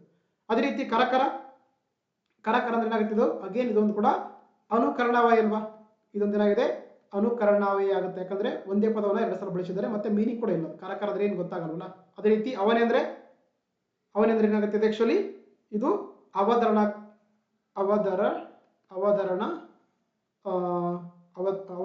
ಕಾವ್ಯ ಅಂತ ಕರೀತಾರೆ, ಯಾವುದು ಅವನೇ ಅಂತದ್ದು. ಸೊ ಹಾಗಾಗಿ ನಮ್ಗೆ option 1 is the right answer ಆಗುತ್ತೆ. ಓಕೆ. ಸೊಗಸಾಗಿ ಅಂದ್ರೆ ಸಾಮಾನ್ಯವಾಗಿ ಒಂದು ಕೆಲಸ ಏನ್ ನಡೆದಂತ ರೀತಿ ಇದೆ ಅನ್ನೋದ್ರ ಬಗ್ಗೆ ಹೇಳುವಂಥದ್ದು. ಫಾರ್ ಎಕ್ಸಾಂಪಲ್ ಅಂದ್ರೆ ಸುಮ್ಮನೆ, ಸೊಗಸಾಗಿ, ಬೇಗನೆ, ಮೆಲ್ಲಗೆ, ಇವೆಲ್ಲ ಕೂಡ ಸಾಮಾನ್ಯ ಅರ್ಥ ಅವ್ಯಯಕ್ಕೆ ಬಳಸುವಂತ ಒಂದು ಪದ ಆಗಿದೆ. ಹಾಗಾಗಿ option 1 is the right answer ಆಗುತ್ತೆ. ನೆಕ್ಸ್ಟ್ ನೋಡ್ತಾ ಮುಂದಿನ ಪ್ರಶ್ನೆ ನೋಡಿ. ಇಲ್ಲಿ ನಮಗೆ ತತ್ಸಮ ತದ್ಭವ ಅಂತ ಎಲ್ಲ ಪದ ಗೊತ್ತಿರುತ್ತಲ್ವಾ, ಗ್ರಾಮರ್ ಬೇಕಾದ್ರೆ ಓದಿರ್ತೀರಾ. ತತ್ಸಮ ತದ್ಭವ ನೋಡಿ, ಹೆಸರು ಹೇಳ್ತಾ ಇದೆ ಒಂದು ತತ್ಸಮ ಅಂತ. ತತ್ಸಮ ನೋಡಿ, ತತ್ಸಮ ಅಂದ್ರೆ ಏನಾಗುತ್ತೆ, ಸಾಮಾನ್ಯವಾಗಿ ಏನೋ ಒಂದು ಸಂಸ್ಕೃತ ಪದ ಇರುತ್ತಲ್ಲ, ಅದು ಕನ್ನಡಕ್ಕೆ ಬಂದ ಸಂಸ್ಕೃತ ಪದ ಏನಂದ್ರೆ ಕನ್ನಡಕ್ಕೆ ಬಂದಾಗ ಏನಾಗುತ್ತೆ, ಯಾವುದೇ ರೀತಿಯ ಚೇಂಜ್ ಆಗಲ್ಲ, ಯಾವುದೇ ರೀತಿಯ ಬದಲಾವಣೆ ಆಗದೆ ಸೇಮ್ ಒಂದೇ ಆಗಿರುತ್ತಲ್ವ, ಅದಕ್ಕೆ ಏನಂತ ಕರಿತೀವಿ ನಾವು ತತ್ಸಮ ಅಂತ ಕರೀತಾರೆ. ಓಕೆನಾ. ಅದೇ ರೀತಿ ತದ್ಭವ ಅಂತಿದೆ ನೋಡಿ. ತದ್ಭವ ಏನ್ ತದ್ಭವ ಅಂದ್ರೆ ಯಾವುದೇ ಒಂದು ಪದವು ಸಂಸ್ಕೃತದಿಂದ ಕನ್ನಡಕ್ಕೆ ಬರುವಾಗ ಏನಾಗುತ್ತೆ, ಅದರಲ್ಲಿ ಸ್ವಲ್ಪ ಅದೇನಂದ್ರೆ ಒಂದಿಷ್ಟು ಬದಲಾವಣೆ ಆಗಿ ಬರುತ್ತಲ್ಲ, ಅದಕ್ಕೆ ತದ್ಭವ ಅಂತ ಕರೀತಾರೆ. ಸೊ ಹಾಗೆ ಇಲ್ಲಿ ಏನ್ ಕೇಳಿದ್ರೆ ನೋಡಿ, ವೈಶಾಖ ಪದದ ತದ್ಭವ ರೂಪ ಕೇಳ್ತಾರೆ. ಹೌದಾ. ವೈಶಾಖದ ತದ್ಭವ ರೂಪ ಏನಾಗುತ್ತೆ ಅಂದ್ರೆ ಬೆಸಗೆ ಅಂತ ಆಗುತ್ತೆ. ಓಕೆನಾ. ಸೊ ಹಾಗಾಗಿ option 4 is the right answer ಆಗುತ್ತೆ. ಸೊ ಅಫಿಷಿಯಲ್ ಆನ್ಸರ್ ಕೂಡ 4 ಕೊಟ್ಟಿದ್ದಾರೆ ನೋಡಿ. ನಮ್ಮ ತತ್ಸವ ತದ್ಮೇಲೆ ಕೂಡ ಒಂದು ಕ್ವಶನ್ ಫಿಕ್ಸ್ ಇರುತ್ತೆ. ಈಗ ಫಾರ್ ಎಕ್ಸಾಂಪಲ್ ಅಂದ್ರೆ ಬಿದ್ದೆ, ಬಿಜ್ಜೆ, ಹೌದಾ, ಆ ತರ ನೋಡ್ಕೋಬೇಕಾಗುತ್ತೆ. ಎಸ್. ಹಾಗಾಗಿ ಆ ಪುಸ್ತಕ, ಒತ್ತಿಗೆ, ಈ ತರ ಎಲ್ಲ ಕೂಡ ಒಂದಿಷ್ಟು ನೀವು ನೋಟ್ಸ್ ಮಾಡ್ಕೊಂಡ್ರೆ ಎಕ್ಸಾಮ್ ಪಾಯಿಂಟ್ ಆಫ್ ಹೆಲ್ಪ್ ಆಗ್ತಾ ಹೋಗುತ್ತೆ. ಸೊ ಹಾಗಾಗಿ ನಮಗೆ option 4 is the right answer ಆಗುತ್ತೆ. ವೈಶಾಖ ಪದದ ತದ್ಭವ ರೂಪ ಬಂದು ಬೆಸಗೆ ಆಗುತ್ತೆ, ಬೆಸುಗೆ ಅಲ್ಲ, ಬೆಸಗೆ ಆಗುತ್ತೆ. ಓಕೆನಾ. ಎಸ್. ನೆಕ್ಸ್ಟ್ ನೋಡ್ತಾ ಹೋಗೋಣ ಮುಂದಿನ ಪ್ರಶ್ನೆ. ಇಲ್ಲಿ ನೋಡಿ, ನಮಗೆ ಸಾಮಾನ್ಯ ಕಾಮನ್ ಗ್ರಾಮರ್ ಕ್ವಶನ್ ಇದೆ ಅಲ್ವಾ. ಮಹಾಶಕ್ತನಾದ ದೇವರು ಸಮಸ್ತ ಲೋಕಗಳನ್ನ ಪ್ರೀತಿಯಿಂದ ಕಾಪಾಡುವನು ಅಂತ ಕೊಟ್ಟಿದ್ದಾರೆ. ಒಂದು ಸೆಂಟೆನ್ಸ್ ಕೊಟ್ಟಿದ್ದಾರೆ, ವಾಕ್ಯ ಕೊಟ್ಟಿದ್ದಾರೆ.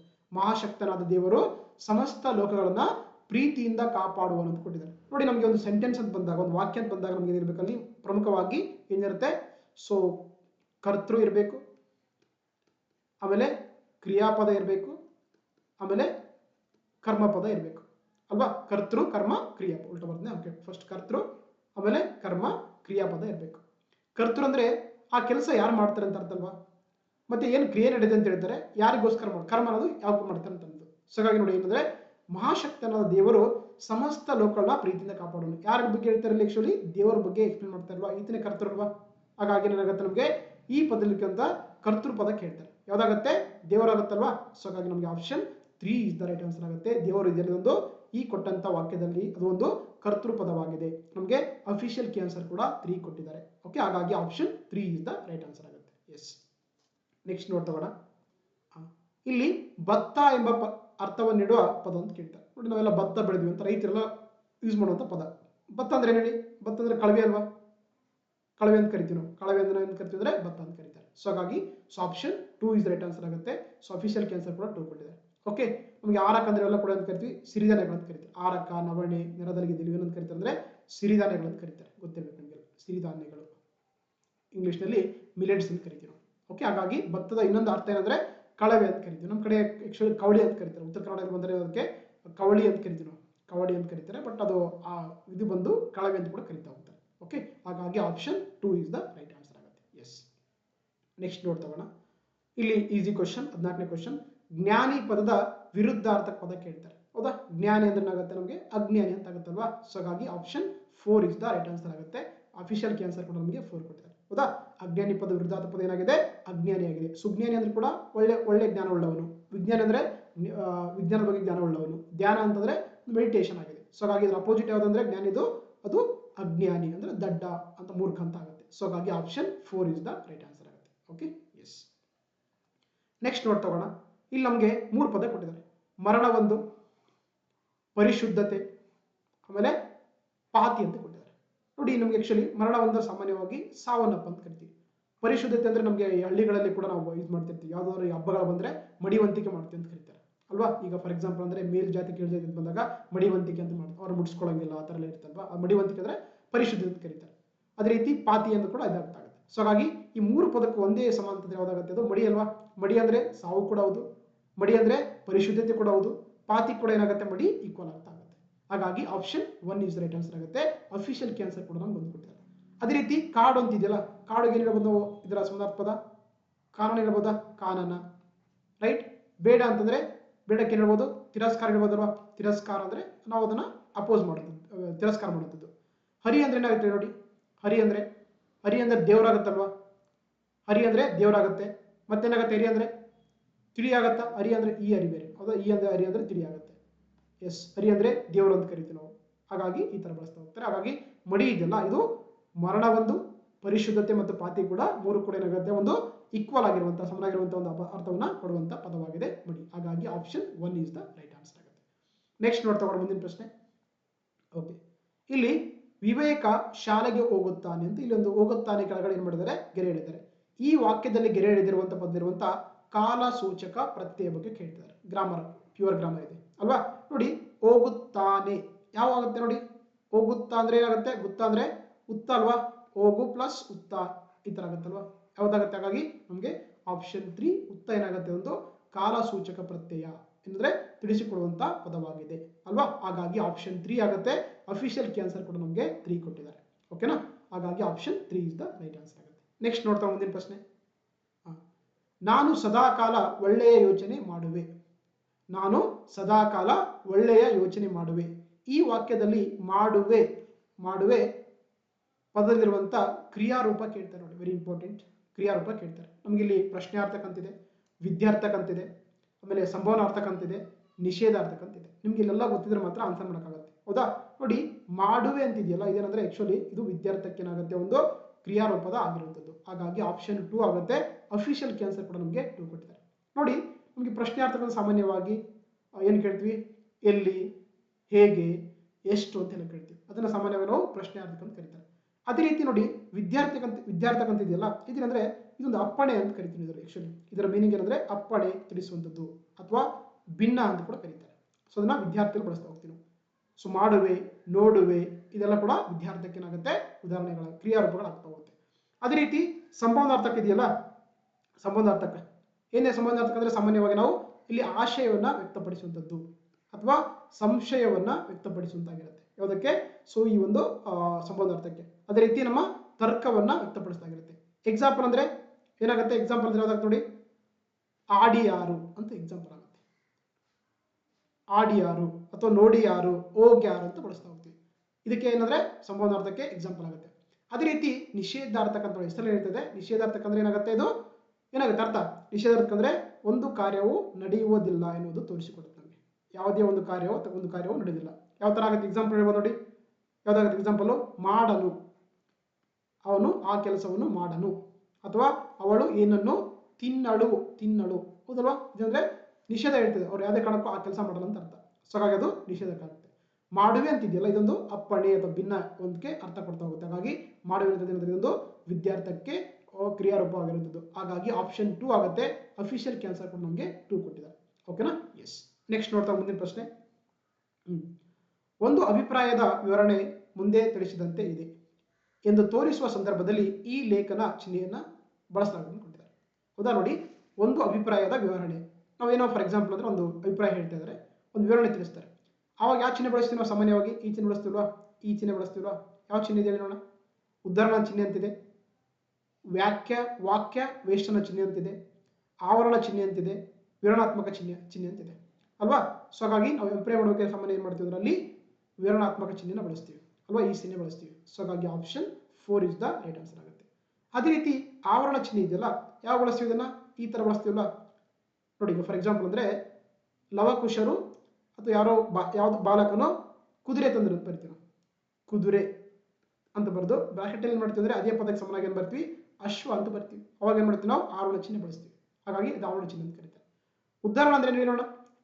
ಉದಾಹರಣೆ ಅಂದ್ರೆ ಈ ತರ ಇಂಪಾರ್ಟೆಂಟ್ ಸ್ಟೇಟ್ಮೆಂಟ್ ಏನ್ ಮಾಡ್ತೀವಿ, ಉದಾಹರಣೆ ಮಾಡ್ತಾ ಹೋಗ್ತೀವಿ. ಉದಾಹರಕ ಬೇರೆ, ಉದಾಹರಣೆ ಬೇರೆ. ಓಕೆನಾ. ಇವು ಆಕ್ಚುಲಿ ಎರಡು ಕೂಡ ಸೇಮ್ ಮೀನಿಂಗ್ ಇದೆ ನೋಡಿ. ವಾಕ್ಯ ವೇಷಣದಲ್ಲಿ ಕೂಡ ಸೇಮ್ ಒಂದು ವಾಕ್ಯವನ್ನ ಏನಾದ್ರು ಇಂಪಾರ್ಟೆಂಟ್ ವಾಕ್ಯ ಇರುತ್ತಲ್ಲ ಅದಕ್ಕೆ ಏನ್ ಮಾಡ್ತೀವಿ ನಾವು, ಈ ತರ ಸಿಂಬಲ್ ಮಾಡ್ತೀವಿ. ಅದಕ್ಕೆ ನಾವು ಕರಿತೀವಿ ಅಂದ್ರೆ ಉದಾಹರಣೆ ಚಿಹ್ನೆ ಅಂತ ಕರೀತಾರೆ. ಉದ್ಗಾರಕ ಅಂದ್ರೆ ಈ ಚಿಹ್ನೆ ಆಶ್ಚರ್ಯಚಕಿತ ಅಂತ ಕರೀತಾರೆ, ಉದ್ಗಾರಕ. ಓಕೆ. ಸೊ ಹಾಗಾಗಿ option 4 is the right answer ಆಗುತ್ತೆ. ಇಲ್ಲಿ ನಾವು ಏನ್ ಮಾಡ್ತೀವಿ, ವಿವರಣಾತ್ಮಕ ಚಿಹ್ನೆನ ಬಳಸ್ತೀವಿ. ಆ ಸಿಂಬಲ್ ಅಂತಾರೆ ಈ ತರ. ಫಾರ್ ಎಕ್ಸಾಂಪಲ್ ಗುರುತು ಯಾವ ತರ ಮಾಡ್ತೀವಿ ಅಂದ್ರೆ, ಸೊ ಗುರುತು ಈ ತರ ಮಾಡ್ತಾ ಹೋಗ್ತೀವಿ. ಅಂದ್ರೆ ಇಂಪಾರ್ಟೆಂಟ್ ಏನೋ ಸ್ಟೇಟ್ಮೆಂಟ್ ಹೇಳ್ತೀವಿ ಅಂತ ಅರ್ಥ. ಸೊ ಹಾಗಾಗಿ option 4 is the right answer ಆಗುತ್ತೆ. ಅಫಿಷಿಯಲ್ ಆನ್ಸರ್ ಕೂಡ 4 ಕೊಟ್ಟಿದ್ದಾರೆ. ಓಕೆ. ಎಸ್. ನೆಕ್ಸ್ಟ್ ನೋಡ್ತಾ ಹೋಗೋಣ. ಇಲ್ಲಿ ಬರ್ತಾನೆ ಈ ಪದದ ಗ್ರಾಂಥಿಕ ರೂಪ ಅಂದ್ರೆ ಗ್ರಂಥದ ರೂಪ ಅಂತ ಕೇಳ್ತಾರೆ. ನಾವು ಸಾಮಾನ್ಯವಾಗಿ ಆಡು ಭಾಷೆಯಲ್ಲಿ ಮಾಡ್ತೀವಿ ಬರ್ತಾನೆ ಅಂತ ಯೂಸ್ ಮಾಡ್ತೀವಿ. ಹಾಗಾದ್ರೆ ಅದನ್ನ ಗ್ರಂಥದಲ್ಲಿ ಯಾವ ರೀತಿ ಗ್ರಾಂಥಿಕ ರೂಪ ಹೇಗಾಗುತ್ತೆ ಅಂದ್ರೆ, ಸಾಮಾನ್ಯವಾಗಿ ಬರ್ತಾನೆ ಅಂದ್ರೆ ಬರುತ್ತಾನೆ ಅಂತ ಯೂಸ್ ಮಾಡ್ತೀವಲ್ವಾ. ಸೊ ಹಾಗಾಗಿ ಆಪ್ಷನ್ 3 ಕರೆಕ್ಟ್ ಆಗುತ್ತೆ, ಬರುತ್ತಾನೆ. ಬರ್ತಾನೆಯ ಗ್ರಾಂಥಿಕ ರೂಪ ಏನಾಗಿದೆ, ಬರುತ್ತಾನೆ ಆಗುತ್ತೆ. ನೋಡಿ, ಬಂಧನ ಅಂದ್ರೆ ಕೂಡ ಏನಾಗುತ್ತೆ ಆಕ್ಚುಲಿ, ಇದು ಇನ್ನು ಬರ್ತಾ ಇದೆ ಅಂದ್ರೆ ಬರ್ತಾ ಇದೆನಲ್ವಾ, ಇನ್ನು ಆನ್ ಪ್ರೊಸೆಸಿಂಗ್ ಇದೆ ಆಕ್ಚುಲಿ. ಅದೇ ರೀತಿ ಬಂಧನ ಅಂದ್ರೆ ಆಲ್ರೆಡಿ ಏನಂತ ಭವಿಷ್ಯತ್ ಕಾಲ ಆಗಿದೆ. ಬರೋದಿಲ್ಲ ಅಂದ್ರೆ ಇದು ನೆಗೆಟಿವ್ ತೋರಿಸ್ತಾ ಇದೆ. ಬಂದಿದ್ದಾನೆ ಅಂದ್ರೆ ಇದು ಕೂಡ ಆಲ್ರೆಡಿ ನಮಗೆ ಭವಿಷ್ಯತ್ ಕಾಲ ಆಗ್ತಾ ಹೋಗುತ್ತೆ.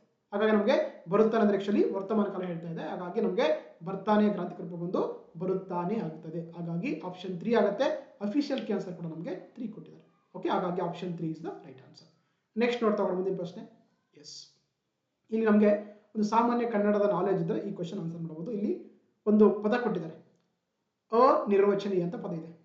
ಈ 4ರಲ್ಲಿ ಯಾವುದು ಸರಿಯಾದ ಪದರೂಪ ಅಂತ ಕೇಳ್ತಾರೆ. ಯಾವ್ದು ವಿತೌಟ್ ಗ್ರಾಮರ್ ಮಿಸ್ಟೇಕ್ ಇರಲಾರ್ದೆ, ಅಂದ್ರೆ ವ್ಯಾಕರಣಾಂಶ ಮಿಸ್ಟೇಕ್ ಇರಲಾರ್ದೆ, ದೀರ್ಘಗಳು ಎಲ್ಲ ಇರಲಾರ್ದೆ ಸರಿ ಪದ ಅಂತ ಕೇಳ್ತಾರೆ. ನೋಡಿ, ಇಲ್ಲಿ ಅನಿರ್ವಚನೀಯ ಅಂತಿದೆ, ಅನಿರ್ವಚನೀಯ ಅಂತಿದೆ. ನೋಡಿ, ಸ್ವಲ್ಪ ಕೇರ್ಫುಲ್ ಆಗಿ ನೋಡಿ. ಆಕ್ಚುಲಿ ನಮಗೆ ಇಲ್ಲಿ ಬರ್ಬೇಕಲ್ವಾ, ಇಲ್ಲಿ ನಮಗೆ ದೊಡ್ಡ ಚ ಯೂಸ್ ಮಾಡಿದ್ದಾರೆ, ಆಮೇಲೆ ಇಲ್ಲಿ ನಮಗೆ ದೀರ್ಘ ಯೂಸ್ ಮಾಡಿಲ್ಲ ಅಲ್ವಾ. ಸೊ ಯಾವ್ದು ಕರೆಕ್ಟ್ ಆಗುತ್ತೆ, ನಮಗೆ ಆಪ್ಷನ್ 1 ಕರೆಕ್ಟ್ ಆಗುತ್ತೆ. ಅನಿರ್ವಚನೀಯ ಇದೆಯಲ್ಲ, ಇದು ಒಂದು ಸರಿಯಾದಂತ ಒಂದು ಪದರೂಪ ಆಗಿರುವಂತದ್ದು. ಹಾಗಾಗಿ ಆಪ್ಷನ್ 1 ಕರೆಕ್ಟ್ ಆಗುತ್ತೆ. ಇಲ್ಲಿ ನಮಗೆ ದೀರ್ಘ ಬರಬೇಕಾಗಿತ್ತು, ಹಾಗಾಗಿ ಇದಾಗಲ್ಲ. ನಮಗೆ ದೊಡ್ಡ ಛ ಕೊಟ್ಟಿದ್ದಾರೆ, ಸಣ್ಣ ಛ ಬರಬೇಕು, ಇದು ಆಗಲ್ಲ. ಅದೇ ರೀತಿ ಇಲ್ಲಿ ಕೂಡ ದೀರ್ಘ ಬರಬೇಕಾಗಿತ್ತು. ಸೊ ಹೌದಾ. ಸೊ ಇಲ್ಲಿ ನೋಡಿ, ಇಲ್ಲಿ ದೀರ್ಘ ಬಂದಿದೆ, ಇಲ್ಲಿ ಆಗಲ್ಲ. ಸೊ ಹಾಗಾಗಿ ನಮಗೆ ಇದು ಆಗಲ್ಲ, 3 ಆಗಲ್ಲ, ಓನ್ಲಿ 1 ಆಗುತ್ತೆ. ಅಫಿಷಿಯಲ್ ಆನ್ಸರ್ ಕೂಡ ನಮಗೆ 1 ಕೊಟ್ಟಿದ್ದಾರೆ. ಓಕೆ. ಹಾಗಾಗಿ ಆಪ್ಷನ್ 1 ರೈಟ್ ಆಗುತ್ತೆ. ಅನಿರ್ವಚನೀಯ ಪದದ ಶುದ್ಧ ರೂಪ ಅಥವಾ ಪದರೂಪ ಆಗಿರುವಂಥದ್ದು. ಎಸ್. ನೆಕ್ಸ್ಟ್ ನೋಡ್ತಾ ಹೋಗೋಣ. ಬಹಳ ಈಸಿ ಕ್ವಶನ್ ಇದೆ. ಅಣ್ಣ ಪದದ ಬಹುವಚನ ರೂಪ ಕೇಳ್ತಾರೆ. ಏಕವಚನ ಬಹುವಚನಗೆಲ್ಲ ಗೊತ್ತಿರುತ್ತೆ. ಅಣ್ಣ ಅಂತ ಅಣ್ಣರ ಅಂತ ಕರಿತೀವ, ಇಲ್ಲ. ಅಣ್ಣ ಅಂತ ಕರಿತೀವ, ಇಲ್ಲ. ಅಣ್ಣ ಅಂದ್ರೆ ವಸ್ತುಗಳ ಬಗ್ಗೆ ಕರಿತೀವಿ. ಯಾಕಂದ್ರೆ ವ್ಯಕ್ತಿಗಳ ಬಗ್ಗೆ ಬಂದಾಗ ನಾವು ಅವರಿಗೆ ಗೌರವ ಕೊಡ್ಬೇಕಲ್ವಾ. ಅಣ್ಣ ಅಂತ ಅನ್ನಕ್ಕಾಗಲ್ಲ.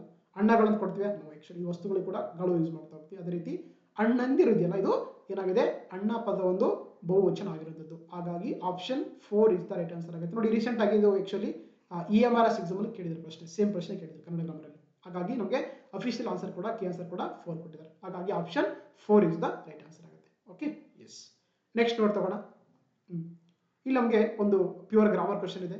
ಮಾಲೆಯ ಈ ಪದವು ಅಕ್ಷರಗಳಗಳಲ್ಲಿ ಇದಾಗಿದೆ ಅಂತ ಕೇಳ್ತಾರೆ. ನಿಮ್ಗೆಲ್ಲ ಕೂಡ ಓದಿರ್ತಾರೆ. ಯಾವ್ದು ಹೇಳಿರೋಣ, ಓದಿರ್ತಾರಲ್ವಾ, ಗ್ರಾಮರ್ ಓದಿರ್ತಾರ ಗಣಗಳ ಬಗ್ಗೆ. ಇಲ್ಲಿ ನೋಡಿ, ಮಾಲೆ ಅಂತಿದೆ. ಮಾಲೆ ಅಂದ್ರೆ ನಮಗೆ ಎಲ್ಲ ಕೂಡ ಗುರುಲೋಗ ಆಗ್ತಿರೋ ಕೇಳಿದಿರುವ, ಗುರು ಮತ್ತೆ ಲಘು.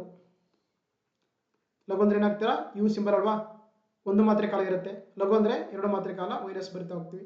ಇಲ್ಲಿ ನೋಡಿ, ನಮಗೆ ಮಾಲೆ ಅಂತ ಕೊಟ್ಟಿದ್ದಾರೆ, ಮಾಲೆ ಅಂತ ಕೊಟ್ಟಿದ್ದಾರೆ. ಯಾವ್ದಾಗುತ್ತೆ, ಮಾಕ್ ಏನಾಗುತ್ತೆ, ನಮಗೆ ಯಾವ್ದು ಹಾಕ್ಬೇಕು, ಗುರು ಹಾಕ್ಬಲ್ವಾ, ಗುರು ಹಾಕ್ತೀವಿ. ಲೇಗೆ ಸಣ್ಣ ಲೇ ಇದೆ ನೋಡಿ, ಇದೇ ಲೇ ಇದ್ರೆ ಆಕ್ಚುಲಿ ಗುರು ಬರ್ತಿತ್ತು. ಸಣ್ಣ ಲೇ, ಒಂದು ಸಣ್ಣ ಲೇ ಅಂದ್ರೆ ಅದಕ್ಕೆ ಲಘು ಹಾಕ್ಬೇಕು, ಲಘು ಹಾಕ್ಬೇಕು. ಯಾವ್ದು ಬರುತ್ತೆ ಆಕ್ಚುಲಿ, ಇದಕ್ಕೆ ಬಗಣ ಕರೆಕ್ಟ್ ಆಗುತ್ತೆ. ಓಕೆನಾ. ಮಾಲೆಗೆ ಏನಂದ್ರೆ ಯಾವ ಕಣ ಕರೆಕ್ಟ್ ಆಗುತ್ತೆ, ಅಕ್ಷರಗಣ ಬಂದು ಬಗಣ ಕರೆಕ್ಟ್ ಆಗುತ್ತೆ. ಹಾಗಾಗಿ option 2 is the right answer ಆಗುತ್ತೆ. ನಮಗೆ ಅಫಿಷಿಯಲ್ ಕೀ ಆನ್ಸರ್ ಕೂಡ 2 ಕೊಟ್ಟಿದ್ದಾರೆ. ಇಲ್ಲೊಂದ್ಸಲ ನೋಡಿ, ನಿಮಗೆಲ್ಲ ಬಹಳ ಓದಿರ್ತಾರೆ, ನೆನಪಿರುತ್ತಲ್ಲ ಗೊತ್ತಿಲ್ಲ ನೋಡಿ. ಹೌದಾ. ನಮಗೆ ಬಂದಾಗ ಟೋಟಲ್ ಆಗಿ 8 ಗಣಗಳು ಬರ್ತಾವಲ್ವಾ. ಈ ಯಗಣಗಳು ಏನಂತ ಕರಿತೀವಿ, ಒಂದು ಶಾರ್ಟ್ಕಟ್ ಟ್ರಿಕ್ಸ್ ಬಂದು ಸೂತ್ರ ಬಂದು ಯಮತ ರಾಜ ಬಾನಸಲಗಂ ಅಂತ ಕರೀತಾರೆ ಅಲ್ವಾ. ಯಗಣ, ಮಗಣ, ತಗಣ, ರಗಣ, ಜಗಣ, ಬಗಣ, ನಗಣ, ಸಗಣ, ಲಗಣ, ಗಣ, ಆಮೇಲೆ ಈ ತರ ಬರಿತಾ ಹೋಗ್ತೀವಿ ಅಲ್ವಾ. ಸಗಣ ಬಂತು ನೋಡಿ. ಯಮತ ಅಂದ್ರೆ ಏನಿರುತ್ತೆ ಆಕ್ಷನ್, ನಮಗೆ ಯಗಣಕ್ಕೆ ಒಂದು ಏನಿರುತ್ತೆ, ಲಘು ಇರುತ್ತೆ, 2 ಗುರು ನೋಡಿ. ಯಮತ ಅಂತಿದೆಯಲ್ವಾ, ಯಮತ ಅಂದ್ರೆ ಏನ್ ಮಾಡ್ತೀವಿ ಆಕ್ಚುಲಿ, ಗುರು ಹಾಕ್ತಿವಿ, ಲಘು ಹಾಕ್ತಿವಿ, ಮಾ ತಾಕೆ ಅದನ್ನ ಯಗಣ ಅಂತ ಕರೀತಾರೆ. ನಮ್ಗೇನು ಕೇಳಿದ್ರೆ ನೋಡಿ, ಈಗ ಮಾನಸ ಅಂತ ಕೇಳಿದಾರಲ್ವಾ, ಮಾನಸಕ್ಕೆ ನಾನು ಏನು ಮಾಡಿದಾಗ ನಿಮಗೆ ಮಾನಸ ಮಾನಸ ಏನಾಗುತ್ತೆ, ಮಾನಸಕ್ಕೆ ಮಾಗೆ ಲಘು ಆಗುತ್ತೆ, ಸರಿ ಗುರು ಆಗುತ್ತೆ, ನಗೆ ಲಘು ಆಗುತ್ತೆ, ಸಗೆ ಲಘು. ಇಲ್ಲಿದೆ ನೋಡಿ ನಮಗೆ, ಇಲ್ಲಿದೆಯಾ ಬಾನಸ ಇದೆಯಲ್ವಾ, ಬಾನಸಕ್ಕಾಗುತ್ತಲ್ವ ನೋಡಿ, ಬಗಣ ಆಗುತ್ತಾ, ಅಂದರೆ ಮಾ ಅಂದರೆ ಗುರು ಇದೆ, ಆಮೇಲೆ ಲಘು ಲಘು ಇದೆ. ಸೊ ಏನಾಗುತ್ತೆ, ಸೊ ಮಾನಸಕ್ಕೆ ಏನಂದರೆ ಆ್ಯಕ್ಚುಲಿ ಬಗಣಕ್ಕೆ ಒಂದು ಉದಾಹರಣೆ ಆಗುತ್ತೆ. ಓಕೆ, ಸೊ ಹಾಗಾಗಿ ಒಂದು ಕಡೆ ನೋಡ್ಕೊಳ್ಳಿ ಇಂಪಾರ್ಟೆಂಟ್ ಇವೆಲ್ಲ. ಸೊ ಹಾಗಾಗಿ option so 2 is the right answer ಆಗುತ್ತೆ. Okay, yes. ನೆಕ್ಸ್ಟ್ ನೋಡ್ತಾಗೋಣ. ನೀಚರಿಗೆ ಮಾಡಿದ ಉಪಕಾರವು ಆವಿಗೆ ಹಾಲೆರೆದಂತೆ ಅಂತ ಕೊಟ್ಟಿದ್ದಾರೆ. ಒಂದು ನಮಗೆ ಇಲ್ಲಿ ಅಲಂಕಾರವಾಗಿ ಕೊಟ್ಟಿದ್ದಾರೆ. ಅಲಂಕಾರಗಳು ಬಂದಾಗ ಎರಡು ಥರ ಬರುತ್ತೆ, ಒಂದು ಶಬ್ದಾಲಂಕಾರ, ಇನ್ನೊಂದು ಅರ್ಥಾಲಂಕಾರ ಅಂತ ಕರೀತಾರೆ. ಹೌದಾ? ಸೊ ಹಾಗಾಗಿ ನೋಡಿ, ನಮಗೆ ಯಾವುದೇ ಒಂದು ಅಲಂಕಾರ ಅಂತ ಬಂದಾಗ ಅಲ್ಲಿ ಅಂತೆ, ಅದ ಉಪಮಾನ ಉಪಮೇಯ ಅಂತ ಏನು ಓದಿರ್ತಾನೆ ಎಲ್ಲ ಕೂಡ, ಸೊ ಅಲ್ಲಿ ಹಾಲೆರೆದಂತೆ ಅಂತ ಬಂದಾಗ ಈಸಿಯಾಗಿ ಹೇಳ್ಬೋದು, ಅದೊಂದು ಉಪಮಲಂಕಾರವಾಗಿದೆ ಅಲ್ವಾ. ಸೀತೆಯ ಮುಖವು ಕಮಲದಂತೆ ಅಂತ ಬಳಕೆ ಮಾಡ್ತಾರೆ. ಅಂದ್ರೆ ಅಲ್ಲಿ ನಮಗೆ ಉಪಮಾನ ಉಪಮೇಯ ಮತ್ತು ಸಮಾನ ಧರ್ಮಗಳಿದೆಯಲ್ಲ, ಅದು ಪದಗಳು ಬಂದಿರ್ತವೆ, ಆಗ ಅದಕ್ಕೆ ನಾವು ಉಪಮಲಂಕಾರ ಅಂತ ಕರೀತಾರೆ. ಸೊ ಹಾಗಾಗಿ option 3 is the right answer ಆಗುತ್ತೆ. ನೋಡಿ, ಅಂತ್ಯ ಅಂತ ಬಂದ್ರೆ ನೀವು ಕಣ್ಮುಚ್ಚಿ ಅದು ಏನಾಗುತ್ತೆ, ಉಪಮಲಂಕಾರ ಆಗಿರುತ್ತೆ. ಹಾಗಾಗಿ option 3 is the right answer ಆಗುತ್ತೆ. ಸೊ ನಿಮಗೆ ನೋಡೋಣ, ಎಲ್ಲರೂ ಕೂಡ ಕಾಮೆಂಟ್ ಅಲ್ಲಿ ಉಪಮಲಂಕಾರಕ್ಕೆ ಒಂದು ಎಕ್ಸಾಂಪಲ್ ಕೊಡಿ, ದೃಷ್ಟಾಂತ ಅಲಂಕಾರಕ್ಕೆ ಒಂದು ಎಕ್ಸಾಂಪಲ್ ಕೊಡಿ, ಶ್ಲೇಷ ಅಲಂಕಾರಕ್ಕೆ ಒಂದು ಎಕ್ಸಾಂಪಲ್ ಕೊಡಿ. ನಾವು ಕಾಮೆಂಟ್ ಮಾಡ್ತಾ ಆನ್ಸರ್ ಮಾಡ್ತೀರಾ ನೋಡೋಣ. ಓಕೆ, ಹಾಗಾಗಿ ನಮಗೆ ಅಫಿಷಿಯಲ್ ಕೀ ಆನ್ಸರ್ ಕೂಡ 3 ಕೊಟ್ಟಿದ್ದಾರೆ. ಸೊ ಹಾಗಾಗಿ option 3 is the right answer ಆಗುತ್ತೆ. ಓಕೆ, ಹಾಗಾಗಿ ನೀಚರಿಗೆ ಮಾಡಿದ ಉಪಕಾರವು ಆವಿಗೆ ಹಾಲೆರೆದಂತೆ ಇದೆಯಲ್ಲ, ಇದೊಂದು ಉಪಮಲಂಕಾರಕ್ಕೆ ಒಂದು ಏನಾಗಿದೆ ಉದಾಹರಣೆ ಆಗಿರುವಂತಹ ಒಂದು ವಾಕ್ಯ ಆಗಿರುವಂಥದ್ದು. Option 3 is the right answer ಆಗುತ್ತೆ. ನೆಕ್ಸ್ಟ್ ನೋಡ್ತಾ ಷಟ್ಪದಿಗಳ ಬ್ರಹ್ಮ ಅಂತ ಬಹಳ ಈಸಿ ಕ್ವಶನ್ ಎಲ್ಲ ಓದಿರ್ತೀವಿ. ಷಟ್ಪದಿಗಳ ಬ್ರಹ್ಮ ಅಥವಾ ಷಟ್ಪದಿ ಬ್ರಹ್ಮ ಅಭಿಧಾನವನ್ನ ಅಥವಾ ಬಿರುದನ್ನ ಹೊಂದಿರುವಂತ ಕವಿ ಬಗ್ಗೆ ಕೇಳ್ತಿದ್ದಾರೆ ಅಲ್ವಾ. ಈಸಿ ಹೇಳ್ತೀವಿ, ಯಾರಂತ, ರಾಘವಾಂಕ. ಸೊ ಹಾಗಾಗಿ option 2 is the right answer ಆಗುತ್ತೆ. ಸೊ ಆಪ್ಷನ್ 2 ಆಗುತ್ತೆ. ಅಫಿಷಿಯಲ್ ಕ್ಯಾನ್ಸರ್ ಕೂಡ ನಮಗೆ 2 ಕೊಟ್ಟಿದ್ದಾರೆ. ನೋಡಿ, ಜನ್ನ ಗೊತ್ತಲ್ವಾ, ಏನು ಕರಿತೀವಿ ಜನನ? ಜನ ಕೂಡ ಬಹಳ ಫೇಮಸ್ ಆಗಿರುವಂತ ನಮ್ಮ ಕನ್ನಡ ಸಾಹಿತ್ಯದ ಕವಿಗಳನ್ನು ಕರಿತೀವಿ. ಓಕೆ, ಏನು ಕರಿತೀವಿ ಜನನನ್ನ ಏನು ಕರಿತೀವಿ ನಾವು? ಈತನನ್ನ ಕವಿ ಚಕ್ರವರ್ತಿ ಅಂತ ಕರಿತೀವಿ ನಾವು. ಏನು ಕರಿತೀವಿ? ಕವಿ ಚಕ್ರವರ್ತಿ ಅಂತ ಕರೀತಾರೆ ಜನನನ್ನ. ಈತನ ಬಹಳ ಫೇಮಸ್ ಆಗಿರುವಂತಹ ಕೃತಿಯಾಗಿದೆ ಯಾವುದು? ಯಶೋಧರ ಚರಿತೆ. ಅದಲ್ವಾ, ಯಶೋಧರ ಚರಿತೆ ಬಹಳ ಫೇಮಸ್ ಆಗಿರುವಂತಹ ಕೃತಿ. ಅಮೃತಮತಿ ಬಗ್ಗೆ ಎಲ್ಲ ಕೂಡ ಕೇಳಿರ್ತೀರಾ, ಹೌದಾ? ಆತನ ಕೃತಿ ಬಂದು ಯಶೋಧರ ಚರಿತೆ ಆಗಿದೆ. ಅದೇ ರೀತಿ ಅನಂತನಾಥ ಪುರಾಣ ಕೂಡ ಈತನೇ ಕೃತಿನೇ, ಅನಂತನಾಥ ಪುರಾಣ. ಸೊ ಅದೇ ರೀತಿ ಅನುಭವ ಮುಕುರ ಅಂತ ಕೂಡ ಈತನ ಕೃತಿಯಾಗಿದೆ. ಅನುಭವ ಮುಕುರ ಈತನ ಫೇಮಸ್ ಆಗಿರುವಂತಹ ಒಂದು ಕೃತಿಗಳಾಗಿದೆ. ಓಕೆ, ಜನನನ್ನ ನಾವು ಕವಿ ಚಕ್ರವರ್ತಿ ಅಂತ ಕರೀತಾರೆ. ಅದೇ ರೀತಿ ರಾಘವಾಂಕ ಇದೆಲ್ಲ, ಈತನ ಏನು ಕರಿತೀವಿ ನಾವು? ಷಟ್ಪದಿಗಳ ಬ್ರಹ್ಮ ಅಂತ ಕರೀತಾರೆ. ಓಕೆ, ಈತ ಒಂದು ಬಹಳ ಫೇಮಸ್ ಆಗಿರುವಂತಹ ಒಂದು ಷಟ್ಪದಿ ಬರೆದ ಯಾವ್ದು ಹೇಳೋಣ? ಯಾವುದು? ಹರಿಶ್ಚಂದ್ರ ಕಾವ್ಯ ಅಲ್ವಾ? ಹರಿಶ್ಚಂದ್ರ ಕಾವ್ಯ ಮೂವಿಗಳೆಲ್ಲ ಕೂಡ ನೋಡಿರ್ತಾರೆ. ಹರಿಶ್ಚಂದ್ರ ಕಾವ್ಯ ಇದು ಯಾವ ಷಟ್ಪದಿಯಲ್ಲಿದೆ? ಇದು ಭಾಮಿನಿ ಷಟ್ಪದಿಯಲ್ಲಿದೆ, ಗೊತ್ತಿರಬೇಕು ನಿಮಗೆ. ಓಕೆನಾ? ಸೊ ಹರಿಶ್ಚಂದ್ರ ಕಾವ್ಯ ಅಂದ್ರೆ ರಾಘವಾಂಕನಾಗಿದೆ. ಅದೇ ರೀತಿ ಕುಮಾರವ್ಯಾಸ ಇದೆಲ್ಲ, ಈತ ಕೂಡ ಬಹಳ ಇಂಪಾರ್ಟೆಂಟ್ ನಮಗೆ. ಈತನ ಮೂಲ ಹೆಸರು ಬಂದು ಗದುಗಿನ ನಾರಣಪ್ಪ ಅಂತ ಕರಿತೀವಿ ನಾವು ಅಲ್ವಾ. ಗದುಗಿನ ನಾರಣಪ್ಪ ಅಂತ ಕರೀತಾರೆ. ಈತನ ಕೃತಿಯಾಗಿದೆ ಕರ್ನಾಟಕ ಭಾರತ ಕಥಾ ಮಂಜರಿ ಅಂತ ಕರಿತೀವಿ ಅಲ್ವಾ. ಕರ್ನಾಟಕ ಭಾರತ ಕಥಾ ಮಂಜರಿ ಈತನ ಫೇಮಸ್ ಆಗಿರುವಂತಹ ಕೃತಿಯಾಗಿದೆ. ಅದೇ ರೀತಿ ಲಕ್ಷ್ಮೀಶ ಗೊತ್ತಲ್ವಾ? ಲಕ್ಷ್ಮೀಶ ಕೂಡ ಹಲವಾರು ಬುಕ್ಸ್ ಬರೆದಿದ್ದಾನೆ. ಈತನ ಬಹಳ ಫೇಮಸ್ ಬುಕ್ ಅಂದ್ರೆ ಯಾವುದು? ಜೈಮಿನಿ ಭಾರತ ಅಲ್ವಾ, ಜೈಮಿನಿ ಭಾರತ. ಅದೇ ರೀತಿ ಒಂದು ಕ್ವಶನ್ ಆಗ್ತದೆ ನಿಮಗೆ. ಹಾಗಾದ್ರೆ ನಾವು ರಗಳೆ ಕವಿ ಅಂತ ಯಾರಿಗೆ ಕರಿತೀವಿ ಅಂತ ಆನ್ಸರ್ ಮಾಡಿ ನೋಡೋಣ. ಹಾಗಾದ್ರೆ ರಗಳೆ ಕವಿ ಎಂದು ಯಾರಿಗೆ ಕರಿತೀವಿ ಅಂತೇಳಿ ನೀವು ಕಾಮೆಂಟ್ ಬಾಕ್ಸ್ ಅಲ್ಲಿ ಉತ್ತರ ಕೊಡಿ. ಓಕೆನಾ? ಅರ್ಥ ಆಯ್ತಲ್ವಾ? ಹಾಗಾಗಿ ಸೊ ಏನು ಷಟ್ಪದಿಗಳ ಬ್ರಹ್ಮನ್ ಅಂತ ಕರಿತೀವಿ, ನಾವು ರಾಘವಾಂಕ ಕರಿತಾ ಹೋಗ್ತೀವಿ. ಹಾಗಾಗಿ ಆಪ್ಷನ್ 2 ಇಸ್ ರೈಟ್ ಆನ್ಸರ್ ಆಗುತ್ತೆ. ಅಫಿಷಿಯಲ್ ಕ್ಯಾನ್ಸರ್ ಕೂಡ 2 ಕೊಟ್ಟಿದ್ದಾರೆ. Okay, S.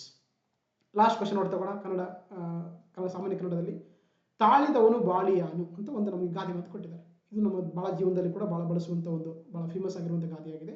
ಈ ಗಾದೆಯು ಇದರ ಮಹತ್ವವನ್ನು ತಿಳಿಸಿಕೊಂಡು ಕೊಟ್ಟಿದ್ದಾರೆ. ವಿದ್ಯೆಯ ಬಗ್ಗೆ, ಶ್ರಮದ ಬಗ್ಗೆ, ಸಮಯದ ಬಗ್ಗೆ, ತಾಳ್ಮೆ ಬಗ್ಗೆ ಅಂತ ಕರೀತಾರೆ. ಇಲ್ಲಿ ಹೆಸರಲ್ಲೇ ಇದೆ ನಮಗೆ ತಾಳಿದವನು ಬಾಳಿಯಾನು. ಯಾರಿಗೆ ಜಾಸ್ತಿ ಪೇಷನ್ಸ್ ತಾಳ್ಮೆ ಇರುತ್ತೋ ಅವನು ತುಂಬಾ ವರ್ಷ ಬಾಳ್ತಾನೆ. ಇಲ್ಲಾಂದ್ರೆ ಸಮಾಜದಲ್ಲಿ ಅವನು ಬದುಕೋದು, ತಾಳ್ಮೆ ಇಲ್ಲಾಂದ್ರೆ ಸಮಾಜದಲ್ಲಿ ಬದುಕೋದು ಬಹಳ ಕಷ್ಟ ಆಗ್ತಾ ಹೋಗುತ್ತಲ್ವಾ. ಹಾಗಾಗಿ ಏನು ಬಗ್ಗೆ ನಮಗೆ ಈ ಗಾದೆಯ ಮುಖ್ಯ ಒಂದು ವಸ್ತು ಅಂತಂದ್ರೆ ಏನಾಗಿದೆ?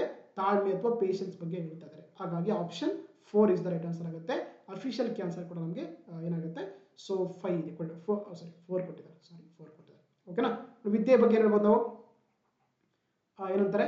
ಹೆಬ್ಬರಳಿನ ಸೈ ಬಾಳಿಗೆ ಕೈ ಅಂತ ಹೇಳ್ತಾರೆ ಅಲ್ವಾ. ಹೆಬ್ಬರಳಿನ ಸೈ ಬಾಳಿಗೆ ಕೈ ಅಂದ್ರೆ ಅದು ವಿದ್ಯೆ ಬಗ್ಗೆ ಕೊಡುತ್ತೆ. ಆ ಥರ ಕಾಯಕವೇ ಕೈಲಾಸ ಅಂದ್ರೆ ಶ್ರಮದ ಬಗ್ಗೆ ಅಥವಾ ಕೆಲಸದ ಬಗ್ಗೆ ಹೇಳ್ತಾ ಹೋಗುತ್ತೆ. ಓಕೆ.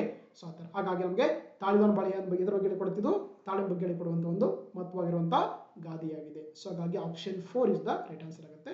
ಓಕೆ, ಇದಿಷ್ಟು 25 ಕ್ವಶನ್ಗಳನ್ನು 2022ರ GPSR ಪತ್ರಿಕೆ ಕ್ವಶನ್ ಡಿಸ್ಕಸ್ ಮಾಡಿದ್ವಿ. ಈ ಒಂದು ಕ್ಲಾಸ್ ನಿಮಗೆ ಇಷ್ಟವಾಗಿದೆ ದಯವಿಟ್ಟು ನನ್ನ ಚಾನಲ್ ಸಬ್ಸ್ಕ್ರೈಬ್ ಮಾಡಿ, ನಿಮ್ಮ ಫ್ರೆಂಡ್ಸ್ಗೆ ಶೇರ್ ಮಾಡಿ. ಏನೇ ಡೌಟ್ಸ್ ಇದ್ರೂ ಕೂಡ ಕಾಮೆಂಟ್ ಬಾಕ್ಸಲ್ಲಿ ಕಮೆಂಟ್ ಮಾಡಿ. ಮತ್ತೆ ನೆಕ್ಸ್ಟ್ ಪಾರ್ಟ್ಗಳು ಅಂದರೆ ನೆಕ್ಸ್ಟ್ ಇಂಗ್ಲೀಷ್ ಪಾರ್ಟು, ಆಮೇಲೆ ಸೈಕಾಲಜಿ, ಆಮೇಲೆ GK, ಸೊ ಆಮೇಲೆ ಹೆಲ್ತ್ ಎಜುಕೇಷನ್, ಈ ಥರ ಎಲ್ಲ ಕ್ವಶನ್ಗಳನ್ನ ಸಾಲ್ವ್ ಮಾಡ್ತಾ ಹೋಗ್ತೀನಿ. Okay, so please support our channel. Thank you. See you next class. Bye by.